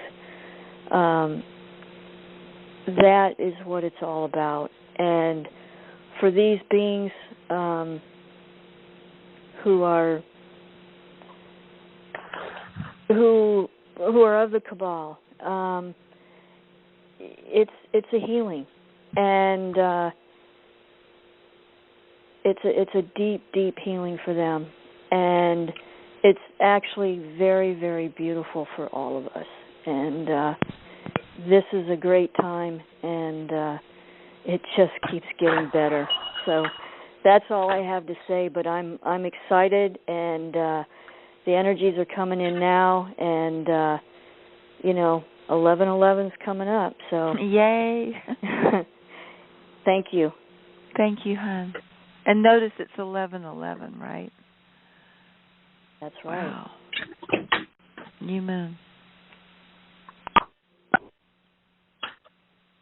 Mir, do you have anything you want to share? Hi, I'm here. Mir, what's on your heart about the 11/11? I'm just really praying for grace and mercy for everyone, for all of us. And I'm just asking that we can have a whole lot of grace and mercy right now, because it's a time when people are turning inward, and those that have been doing wrong or causing harm are going to, look to others for forgiveness as well as to themselves. And I think it's just a time to really pray for grace and mercy, and ask that everyone be supported in the way that they need right now. So I'm really grateful. I'm really grateful for the teachers and just all the help that we have right now. Thank you. I would like to do a prayer. Okay. Oh, that was the next thing. Let's wait a minute. I want to say, what's God doing to me? I'm stuck in a house with all 3D people, and the drama's trying to get pushed on me. I'm trying to stay in the middle of the storm. What are you doing, God? 3D, and at least I'm in 4D. But anyway, yes, thank you all for the astrology part, what's going on. And I gave a lot of information regarding 11/11 and this next month and what we're in now at the beginning of the show. So if you missed that, go back and listen. And now I want to do the prayer of one to call on our brothers and sisters. Well, they're here already, and then whatever Cynthia had on her mind for the prayer. So just let me call them in, Cynthia, and then everybody's opened up. Just star 6 when you repeat the prayer of one when we get ready. Cynthia will let you know. Yeah, I'll do that. Thank you, so, Elizabeth. Yeah. That's so beautiful. Call in the divine flame of living love, and we call in our higher selves and our spiritual, mental, physical, emotional selves. We call in a spiritual cord of equity of all of our ancestors. We call in the 360 angels assigned to each degree around the earth. We call in all our galactic brothers and sisters, too many names to mention, but I'm smiling at all of you right now, who engage in the Diamonds Network and who are in the back seat listening and passing the word to go viral in the galactic realm in different times and dimensions. Thank you for that. We call you all in, and whoever's going to galactalize with us tonight, whoever has messages for us tonight through Chris and Reverend John M. Polk, come on in, and we'll just we'll do a group hug by doing the law of one. Take it over, Cynthia. Thank you, Elizabeth. And I want to say to our galactic brothers and sisters, we understand that you haven't gone through the rigors that we've gone through here as infants, prenates, infants, children, adolescents, teenagers, adults, with just the constant barrage of chemical, emotional, mental, and spiritual programming, really. You haven't had that. And I know it must be a real act of bravery and courage and love on your part to interact with us from such a state of purity, interacting with us who have been through all this. But I would like to say, as we do this prayer, please join with us, because this harmony can manifest in a twinkling of an eye, where your interaction with us will be wonderful. The healing effects of grace and mercy and the infinite power and wisdom of divine love can do miracles, not just materialization or dematerialization, but it can literally heal the sick, raise the dead, and do all the miracles that the Masters have done and more. So one of the miracles I'm asking tonight, dear galactic brothers and sisters, is that whatever has to happen for each and every one of us and for us as a collective to be enlightened, to be healed, to be brought into such unity with our original divine blueprints that your interacting with us is safe for you and for everyone, and it's blissful, it's beautiful, it's ecstatic, it's rapture, it's deep, it's healing, it's the highest good of all concerned. So let us, with this in mind, not excluding anything else, but definitely focusing and including this prayer, that we be reunited with our brothers and sisters from other spheres with joy and ease and delight and peace. And so let us say the law of one. Now the law of one is a law. It's not a channeled law. This is the actual original law of all creation. And for those of you who need proof, you'll get it sometime, I hope. But okay. Take my word for it. Now's the time to star 6, everybody. Star 6 to unmute. We'll say it together when Cynthia gives us the go. Yeah. And I'm going to say each line of the law, and then you can repeat after me, but just to finish just a little bit more intro for the new people. This is the original law of creation, and all other laws come from it, civil and social and natural. And this law overrides all other laws. For example, everybody knows when you walk on hot coals, through natural law, you're going to get burnt. Well, Google fire walking. It's going on all the time over planet Earth, where people make a shift in consciousness and they walk barefoot over hot coals and don't get burned at all, even newcomers. So this overrides even natural laws. This is the law of laws, and we're going to say it together, and we are saying it to override all these different billions of laws that different countries have and corporations have, and all these social societies, their social laws. Women have to wear veils, blah, blah, blah, whatever. Not only on this planet, but other planets, and even on subtle planets on the inner planes. We are overriding all laws ever made or that ever will be made. Even the good ones, we're overriding it right now with the law of one. And it goes like this. We are all one. We are all one. One. When one is harmed, all are harmed. When one is harmed, all are harmed. All are harmed. When one is helped, all are helped. When one is helped, all are helped. Therefore, in the name of who I am. Therefore, in the name of who I am. And I am one with all there is. And I am one. With all there is. I ask that only the highest good. I ask that only the highest good of all concerned happen. Of all concerned. Happens. And I give thanks.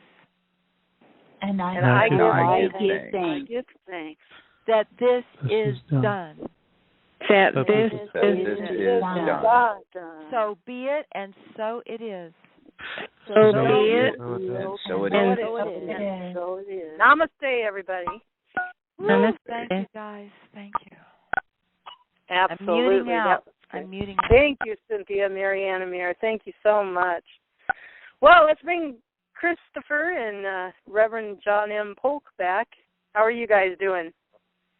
It's interesting the angels reading went along with your guys' conversation, like always happens on Diamonds, and we missed Cynthia and we did it backwards. It still turned out, even doing it backwards. Yeah, I like when that happens. What was interesting was Cynthia, when you were reading, was the angels of morality and introspection. I always seem to get somebody, when these are read, either I see them or I just hear them or both. And this time it was one of the ones that was both. And all I saw was like a face that was being surrounded by like energy, like an atom. And the being that came through, he called himself Lavina. And he says, "Hello, dear one, Lavina of the," I believe you pronounced it Jariola? And here, despite your human shortcomings within 4D, you fare well for your race and your species. Fairly well, as you humans say, fairly well until the day when we all meet out here amongst the stars in your night as well as day sky. Peace be with you always and forever so. Oh, watch the skies. Bye now, human. And then he said a little bit later, he goes, "They are an infant race, but with the greatest potential of all in the heavens. This is and always has been so. See you later, hero human. Bye now." And that's where that was left off. Awesome. Thank you for that. Reverend John Polk, are you there? I am here. Okay. How about if we do this, you guys? Tell me if this is okay. How about if Reverend tells another experience that he's been excited to share with us, and then Chris can add on if he sees anything or gets a message. And then after that, we'll go into galacticalizing, engaging Chris and Reverend John M. Polk. How's that, you guys? Mm-hmm. Sounds great. Sounds good. Go for it. Okay, so I'm on a spaceship, and to my left is Yahweh and Enoch and Ezekiel and Moses and other biblical figures that you would find in the Bible. And then in front of me, I see a windshield, and stars are really just like blurs of light coming towards the windshield and going around the craft as if we're going, I don't know, close to the speed of light. And then in front of the windshield, I see a gray or an EBE with either a halo or some kind of headset on, navigating the craft telepathically and cerebrally, not really even so much using its hands. And then to my right, I see somebody that really doesn't look like anybody else. To my left, I see all the biblical figures, and they're wearing the stereotypical robe, off-white kind of robe. Let's say open-toed shoes, some kind of sandals. And this individual off to the right, basically wearing the same thing. But all the individuals to my left, they're very gray. Their hair is gray. They got a lot of long hair, long beards, like you might see in the ancient art and iconography of all religions. But this other individual appears to be a teenager. And he's off by himself on the opposite side of the ship from where everybody else is. And I see him standing in front of this big black oval. And inside this black oval are stars and moons and the sun and constellations, black holes, supernovas, basically a picture of outer space. And then I see him moving stars around without actually touching them. He's moving the stars around as if he is manipulating some kind of astrological or astronomical device. And he'll move the stars around to suit his liking. And then without touching, he'll kind of like wave his hand to the side, and then a new galaxy will pop up within this black oval. And he'll move and manipulate those stars around until it is suitable to his liking. And then he'll whisk his hand aside, kind of like pushing it away without touching it, and then a new galaxy will pop up within this oval frame. And then, I'm standing there and I'm trying to decide if this is real or not, or if it's a dream or not. And then I'm barefooted and I can feel the cold floor of the craft. And then I can feel him feel my vision. I can feel him feeling me staring at him. And he just stops what he's doing in the middle of manipulating, moving these stars around. And he looks back at me over his shoulder. And he's got long, blonde, curly hair. He looks about 19 years old. And he looks over his shoulder at me and he smiles. And guess who I saw? I saw me when I was 19. I saw me. So he was me. Yeah.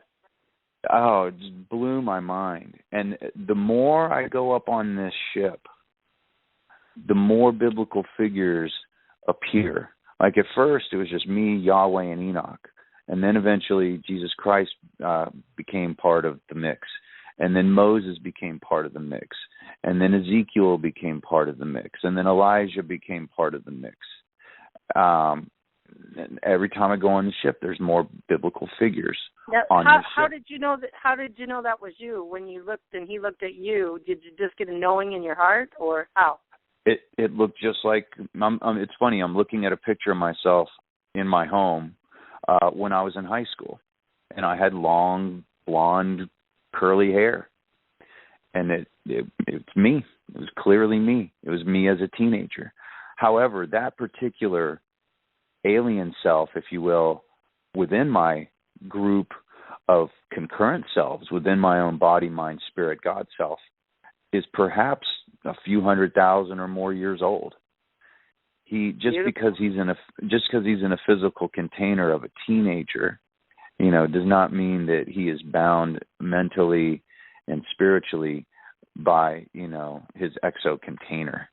That he's a very, very highly evolved alien creator God, and that everybody or all part of the same pantheon. That's at least the way I interpret it. But we talk a lot about how each of us are multi-dimensional beings. Multi means many, many, many. And that's interesting you bring this story up, because just today and yesterday I've been my mind, our mind collects everything we hear and see and study, and it went back to, there's a ship out there called, I think it's the New Jerusalem, and it's supposed to descend, and Jesus is on there, Kennedy's on there, and I think it's commanded by Ashtar Command. I'm not sure, maybe I'm mixed up, but so go forward with your story. That's interesting. But that's largely it, and that it's happened time and time and time again over the last X amount of years. And like I said, every time I'm back up on that ship, there's more biblical figures. Did they tell you the name of the ship? That was no, I didn't even think to ask. Well, let's bring Chris in. I'll have that in mind. Yeah, go ahead. Yeah. You want to finish? Do you have other things to tell about that? No, actually, I was curious about what Chris would receive based on that story. Yes. Yeah, I know you'd be curious to see what this is. I've seen this before, actually. Really? It's out of Sumerian mythology. If you look up the Enuma Elish, they talk about a place where Enki goes from Earth to into the sky, called I hope I pronounced it right. Is that Peso?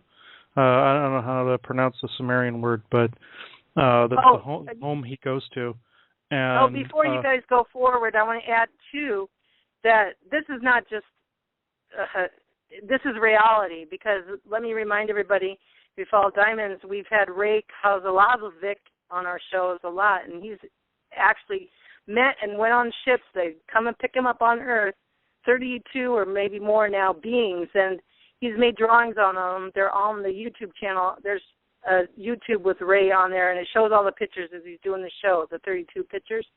And a couple of those pictures are biblical beings and he's met up with. So that's another witness for you. So go ahead.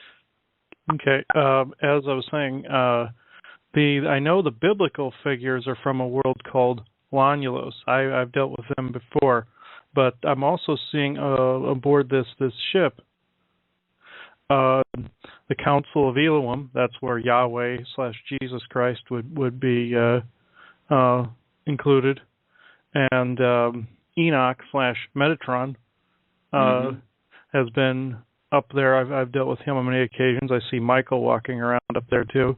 My bilocated self is there right now, and the closest pronunciation to the place that I can see is Apisu, or Pisu, as they're calling it.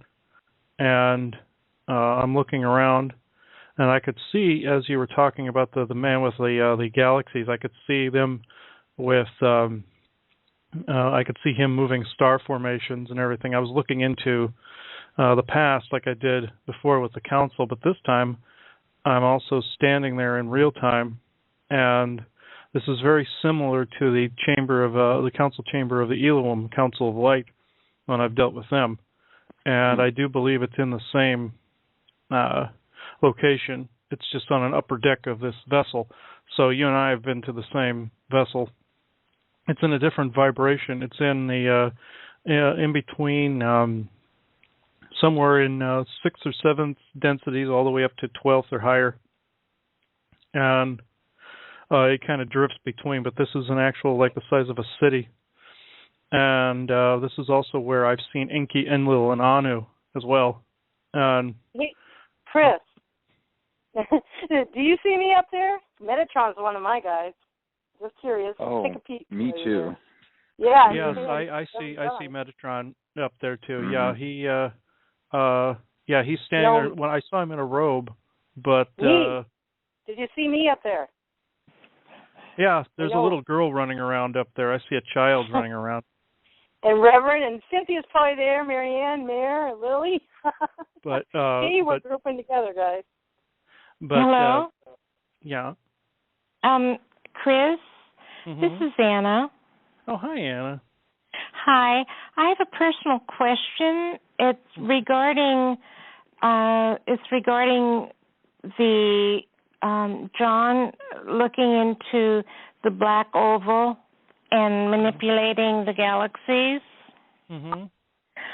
Back in the 90s, I was going through a really difficult, dark night of the soul time of my life, and I had a powerful reader do a reading for me because I was so deeply sad, and the sadness would not go away, and I had it for several years.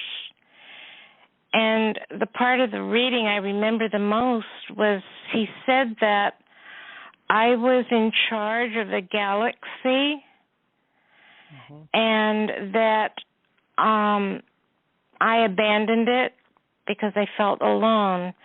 And I was wondering if this is just a metaphor or if you're able to see that this was an actual time in my life, in another dimension, in another time. Yes, I feel like that what you just said was correct. Where that the man was manipulating the galaxies, and I feel that your soul aspect was at a post very much like that. Like as I'm looking through this ship, I'm seeing different terminals that have these like holographic images on them, and they all have images of galaxies. One has our own galaxy, one has the Andromedan galaxy, one and several other galaxies, and there's a person at each one. I see children, I see very advanced beings alike standing near each other, and I'm seeing that your soul aspect once stood at one of these stations.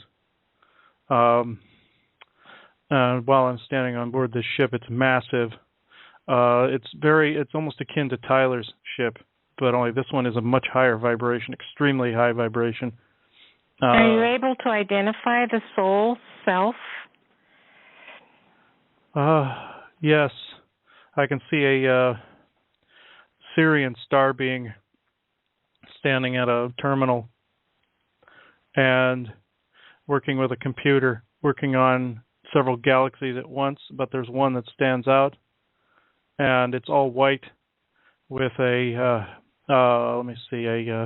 pink outlining with almost an eye in the center, like a large galactic eye. There's an orb coming up out of the computer center that relays commands from the being's brain to the terminal. And you chose to step back from this and walk away. Do you know why? Is this a karmic thing?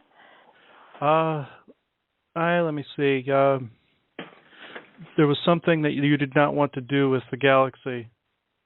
So what you can do, Anna, is just take that and just keep galactizing with your guides and finding out more information. Elizabeth, yeah. I need to finish this one. Sorry. Now, I see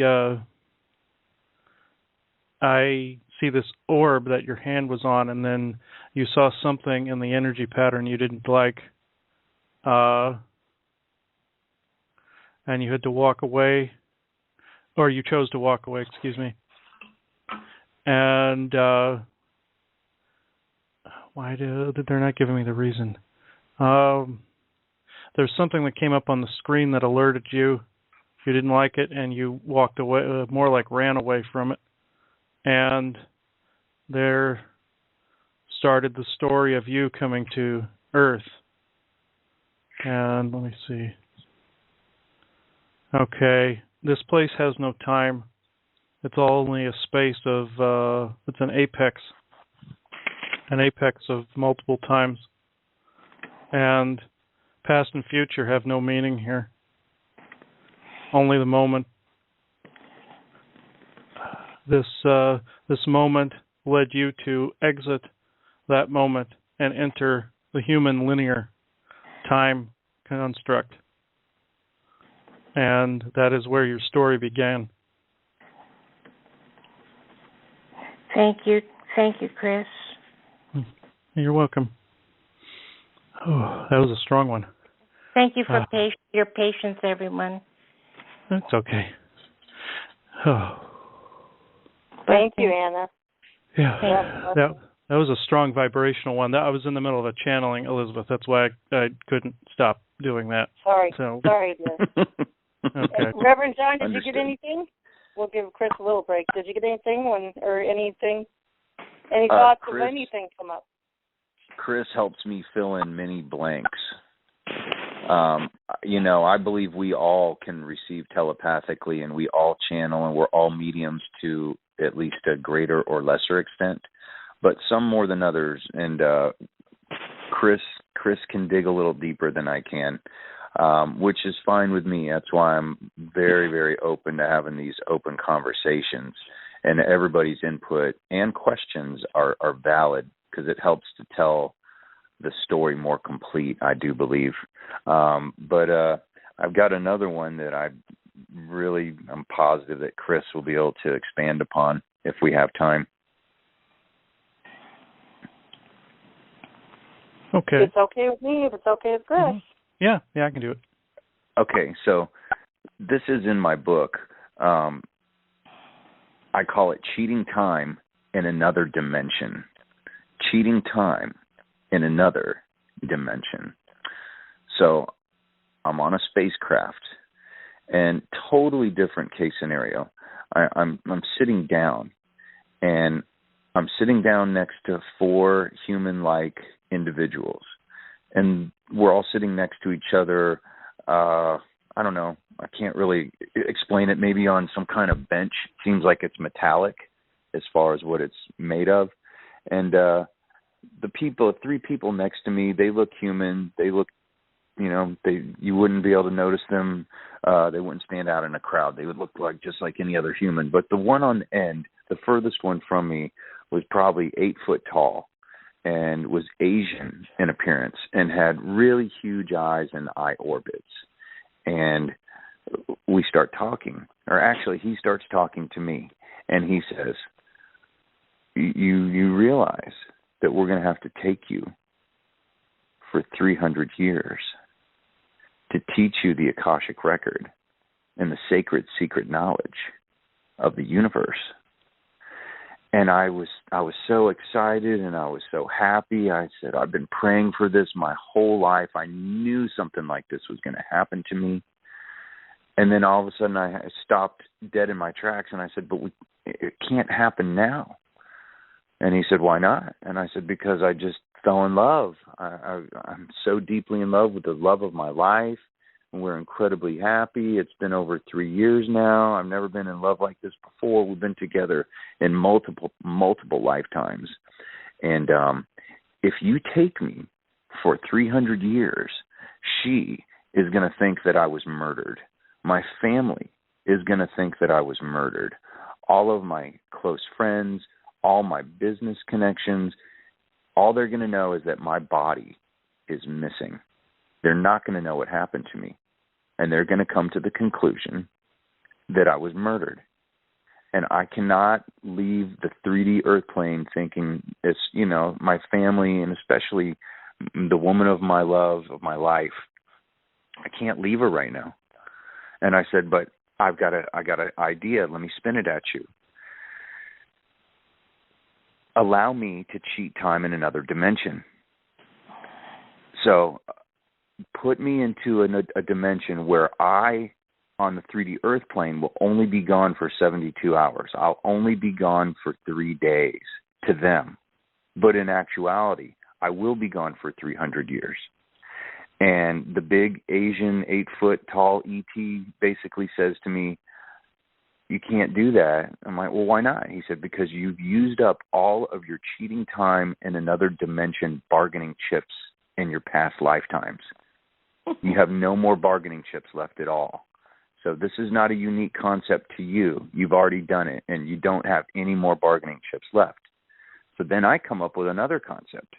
I say, instead of physically taking me away, and me leaving the love of my life and my family and everybody close to me, abduct me every night. Either take me physically or psychically abduct me and enable me to download the Akashic record every time you do it. And he agreed to that. And so next thing you know, I wake up in my bed, and it took a few years for me to figure it out. But the large Asian was actually Yahweh, who in effect is Enlil of the Anunnaki. And I asked him, I said, well, why did you appear to me as an 8-foot Asian? And he said, because you were not spiritually mature enough to know who I actually was. And that actually made a whole lot of sense to me. But it took me a number of years to, I guess, spiritually mature and grow closer to God and the universe before I was mature enough within my own God, mind, spirit to be able to understand it and to process it properly through my God self, my body, my mind, and my spirit. So anyway, Chris, I'm real curious what you receive from that happened to me. While you were speaking, I could see this description of this being, and I've been in contact with Enlil before, and I've been in contact with Yahweh, but I never thought to think they were the exact same person. So this does make actually a lot of sense. Okay. Let me see here. I saw this being that at first when you were describing it as an Asian, I was seeing an elongated skull, but I wasn't seeing Asian features, and then he flipped back and forth from Anunnaki features to Asian. Really? And he was always looking like an Anunnaki with the elongated skull. It's just he was correct. Your brain at the time was perceiving him differently, like your brain cells were perceiving his, I don't want to say bilocated self. I'm thinking he was bilocating. Or did you physically go to him? I believe I was on that ship. Okay.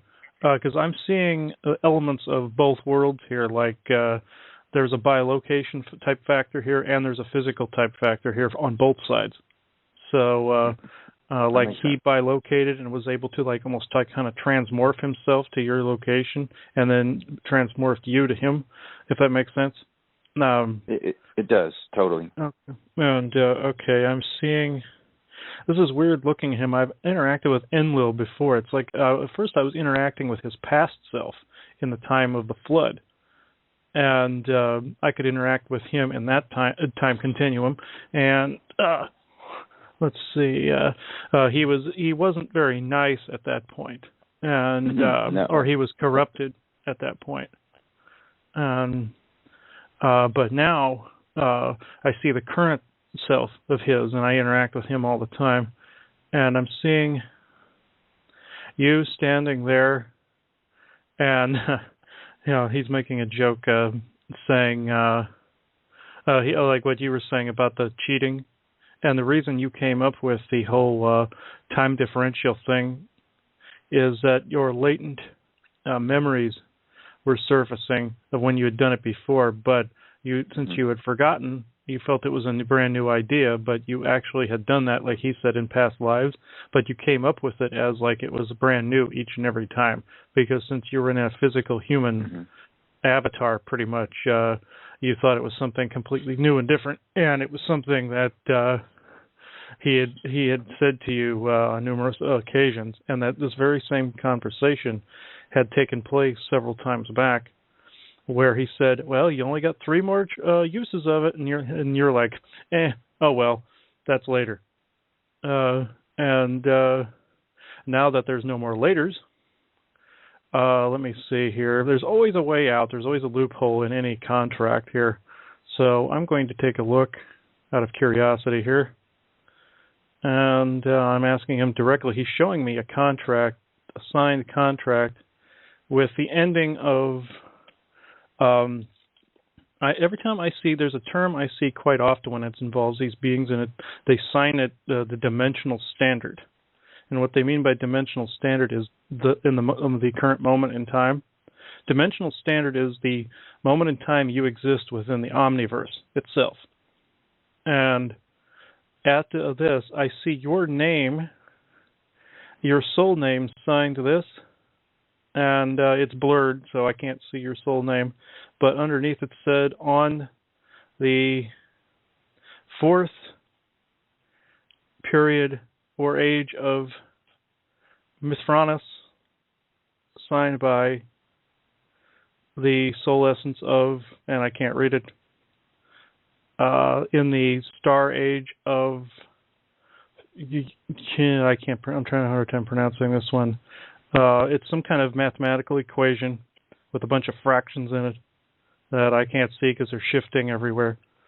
And then I am seeing your human name underneath it, John Polk, the last incarnation of, and then your soul name signed again. And he's showing me this, and I asked him about contract revocation, and he's shaking his head no. Let me see. I asked him why, and he says, you're going to like this one. He says, this is between me and my brother. He says he's your brother.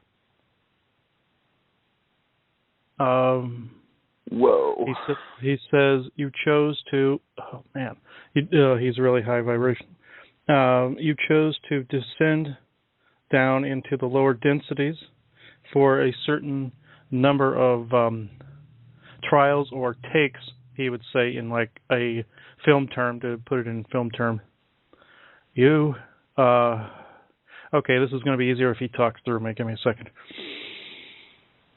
Okay, dearest brother of this age, we wish to conduct our affairs within our realm of everlasting oneness. However, you have seen the world for what it has been in ages past, and in this current dimensional standard, as we have discussed on thousands and thousands and thousands of occasions, you must now see your home from a new perspective. The ones that you call family will also be here in this perspective. They too came from here.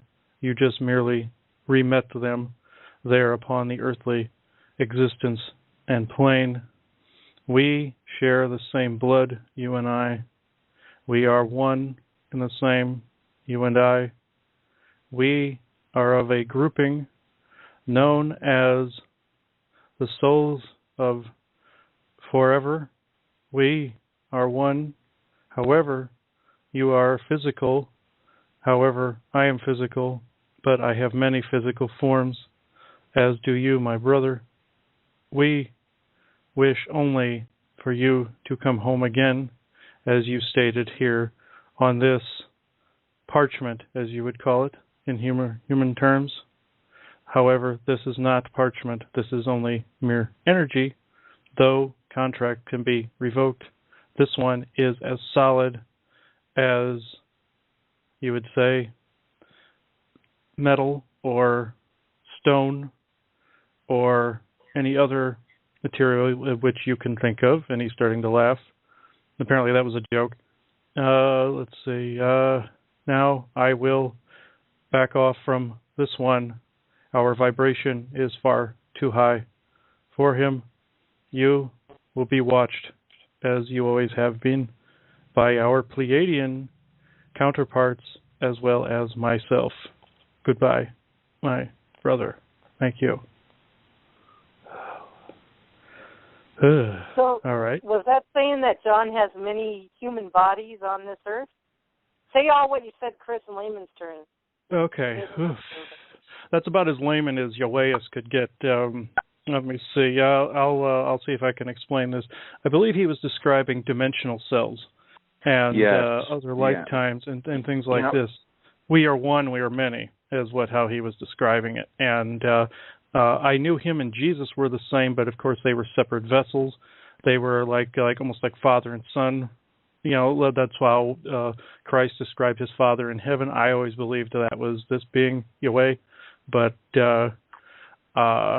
this makes a lot of sense to me. You know, I'm trying to put this in as layman as I can get it here. I can see it spinning around in my head. What he was saying about your contractual obligation being set in stone is what he was trying to say, but he was speaking his own language, and my brain was translating it to that mishmash of words. But it was set in stone because you wanted it to be that way. But this also applies to all your dimensional selves being set as they are, almost like a clock, and like an astrological clock. And this oneness family he was talking about was you and all of these dimensional selves. You're of a soul circle. I'm part of several, like soul groups. There's a difference, I believe, of like soul groups and dimensional circles. Just like, here's an example. One of the 12 creators I came across, his name is Meteoros. I found out I'm of his house, but I'm also the incarnation of one of the other 12 creators. So these two houses, of course, have all of their I don't want to say underlings, that is the wrong choice of words, their circle. Like, say, Meteoros, I'm within his, but I am one of the other ones, but I'm also part of one of the other ones, and it's like gears in a large clock. This is what he was referring to with you. You're one of the teeth of one of the gears, just like he is the teeth of one of the gears. And each gear has to be working in perfect alignment. That is what this contract was saying. You may not be taken completely away. You may experience a different vibration on Earth, or you may be taken physically. It's hard to say with some of these beings. They speak in doublespeak like that. But it sounds like from what I got from him, the thought pattern is it's going to be both. Like your family is also there, your family is here. It's all coexisting as one. Like I said, it's hard to say with them because they talk in that double and triple speak like that. But I don't think that they're going to put you through any undue, unnecessary hardship unless it was in your contract to do so. I didn't feel like that was coming from him. I just felt love coming from him, and that was it. Can I interject really quick here? Yeah. Just what Chris just said about all the parts of, we're all multidimensional cells, just so I can give to the audience. Here's another layman's simple kind of thing, what Chris just described, part of this group, part of that group, part of this, contracts and all that. Well, Franco Di Niccolo, he's a unified soul. That means all of his multidimensional parts are all together. So here's just a simple thing. Pretend God, Creator, is a great big bubble. And each one of you listening is a little bubble off that bubble. A little bubble comes out of that big bubble. And then there's one bubble, and that's you. This is in a different realm. And then that bubble breaks into two. There's the twin flame thing. And those two, each of those two divide in two, and then keeps going boom, boom, boom, boom, boom, like a graph.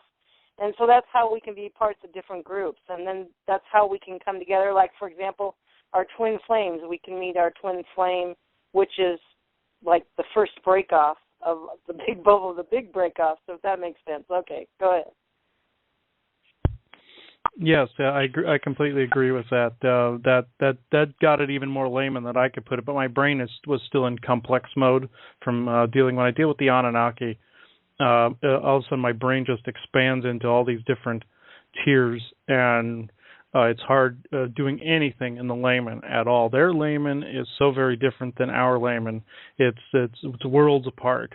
But even though we sprang from them, we are worlds apart in certain thought patterns, but we're not too completely different. He himself, I've dealt with Yahweh on many occasions, and either as Jesus or as Enlil or any of them, and the Anunnaki in general can be very extremely complex. But I feel this is going to turn out very well for you, John. I don't think it is as you think it is. I don't think it's going to be something very bad. Actually, from the feeling I got from him was something very different. Bad. Yeah, I never thought it was bad. I just didn't totally understand it. That's all. Yeah. He's a very kind being. I know in that past, like what I told you, when he got flipped around because of the energy vibration, he wasn't so good. But that was me dealing with his past self, because see, us being multi-dimensional beings and time all existing at once, when I was tapping into that time frame around the time of Jericho, I knew he was bad then, and that's the thing I was getting. Also, the time of the flood, I knew there was a bad thing there because of the energy vibration of Earth didn't agree with him. So, but him coming through as his soul avatar as Jesus, he was born into a more human-esque form, even though Jesus is from that Lonulus planet I told you about. He was more able to withstand the effects of the illusion, the great illusion, as they would call it. Any of these races call Earth an illusion. All the time. They refer to it as the great hologram or the great illusion constantly. And what I'm feeling about your future is they're not giving me specifics. They're just saying, I'm just hearing a voice. I'm not hearing any one being, and they're just saying, you're in for one hell of a surprise, is what they're telling me. They're not telling me events. They're just saying it's going to be a surprise, and it's going to be a good one. I believe it to be true. Yeah. Wow. What a trip. Yeah, they can go down a really large rabbit hole. Oh, yeah, without a bottom to it. I mean... Very much so. Very much so. Mm-hmm. Okay. Am I here? Oh, you're here. Yeah, we hear you. I'm sorry I had to hang up and come back. Are you guys done with that session? Yes, and I think I'm at an end for tonight, Elizabeth. I hit my cap for this evening. So absolutely. John, is there... okay, I'll let John and Reverend just share from their heart, or if you have a message from us, from any of your brothers and sisters, Reverend John, and then Chris, and we'll be done for the night. Thank you so much. Okay, in conclusion, I think that the most important thing for everybody on our planet to, if they don't already understand it, to try to understand it and to begin to understand it, that the most important race on this planet is the human race, which is the one chord of commonality that allows us all to know and understand that we all come from the same source, that there is monotheism. And that means that there is only one God, and it's the universal God consciousness. And it's the one that created all of us, including the ETs. So if we can all just put our petty differences aside and realize that we all are a product from and of the same source, and the source is infinite, therefore it is everything. So you take from the source what you put into it and what you believe it to be. So if you believe the source to be love and light, then that's what you're going to receive from it. And if we all collectively as a planet can put aside our differences and know and understand that we all have something in common, which is that we come from the same source. And if you want that source to be love and light, then that's the source that you are a product of. And if we can all unify, join hands, look up to the stars, pray to our star elders and our star ancestors, and send them love, they'll send us love back with the universal God consciousness shining his loving light through them into us. And that can unify us as a planet where we can have enlightenment and we can have world peace.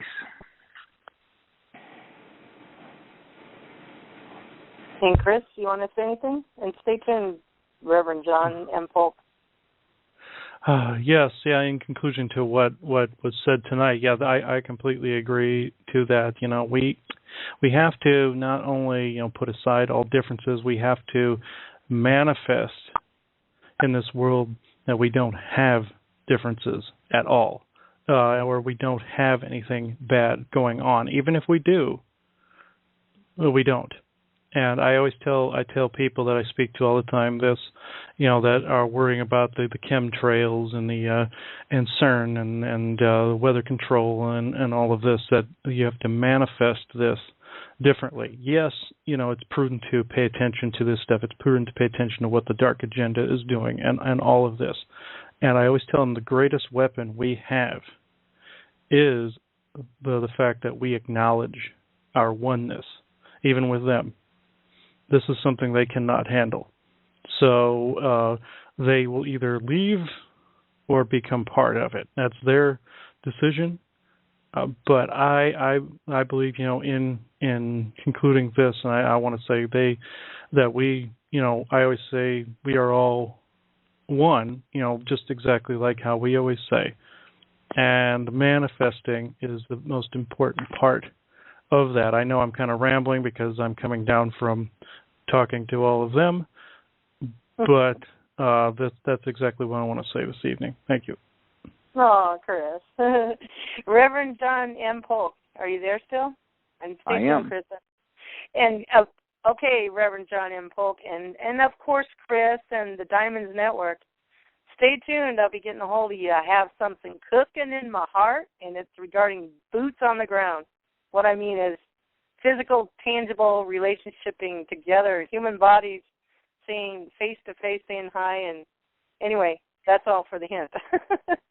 Okay, you in for it? Oh, yes. Sure. Cool. Glory.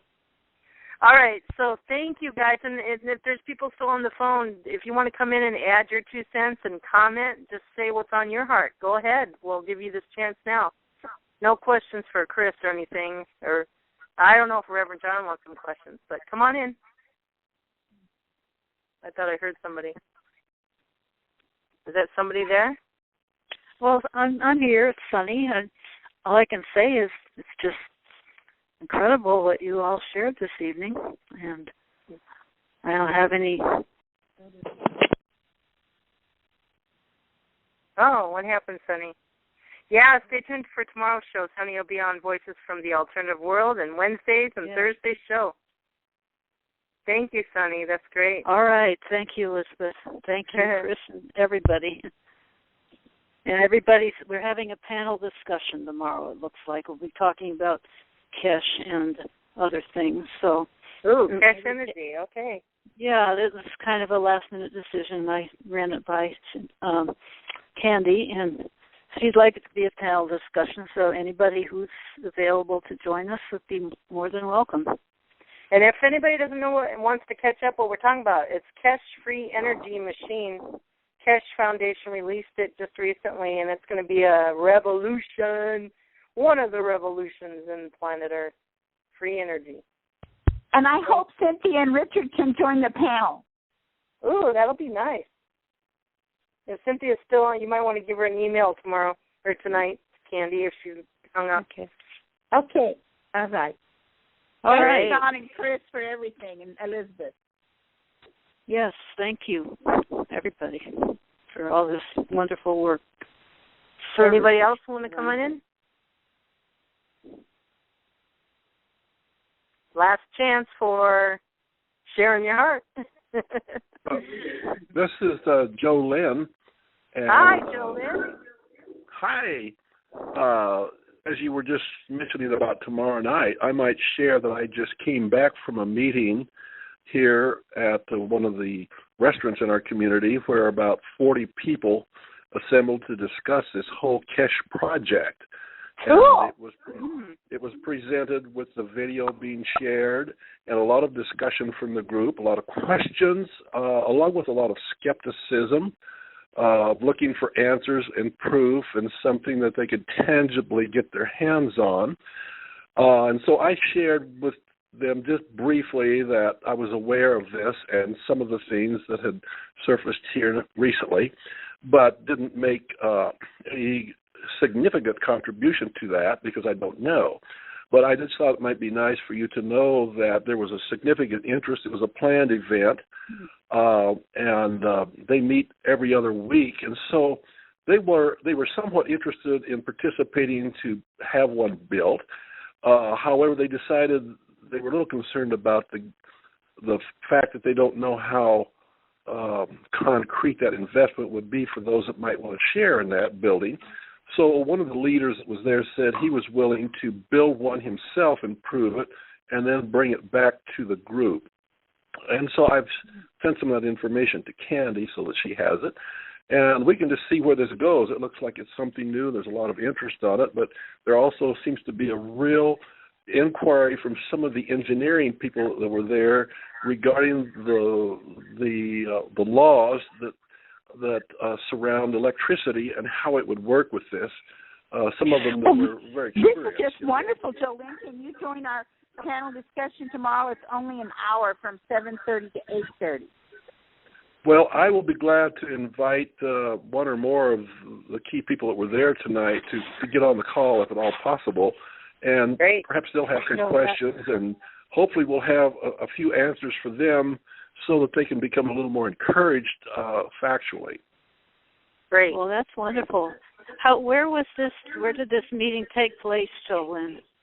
It took place here in Springfield, Missouri at the Jimmy's Egg, and it was there's a group that meets there that's kind of led by a fellow by the name of Vincent Finelli. He has a radio program in several radio stations across America, and you can look him up on the web at usaprepares.com. And he has held some preparation meetings here in our community yearly. The last one that I volunteered with was a few years ago at the Expo Center at the fairgrounds, and we had several thousand people, of course, come through that event. So he's well known, and he spent many years on the radio. You can also pick that up, I believe, on your internet. So you might be able to connect to what he's all about in preparation, for emergencies and this kind of thing. There was also a large discussion about food, freeze-dried food, this kind of a thing. But the cash thing was about an hour and a half presentation tonight with a video and some discussion. And my good friend Lincoln Justice with the Discovery Group here led that event and brought some display of things that were from YouTube, whatever. Okay, great. Yeah, come tomorrow and share some of that stuff. Invite some people that you were at the meeting. Did you mention the Diamonds Network while you're there? Just kidding. All right, thank you. Anybody else like to share before we hang up? Somebody needs to star 6 if they're not talking. All right. Well, if there's not, Anna, thank you for coming in and sharing and asking that question in the midst of it all. Thank you so much. And everybody keep galactalizing with their guides and everybody, and we're getting there. We're superheroes. You know that? Well, if you don't, you are. Keep shining, diamonds. Love you all.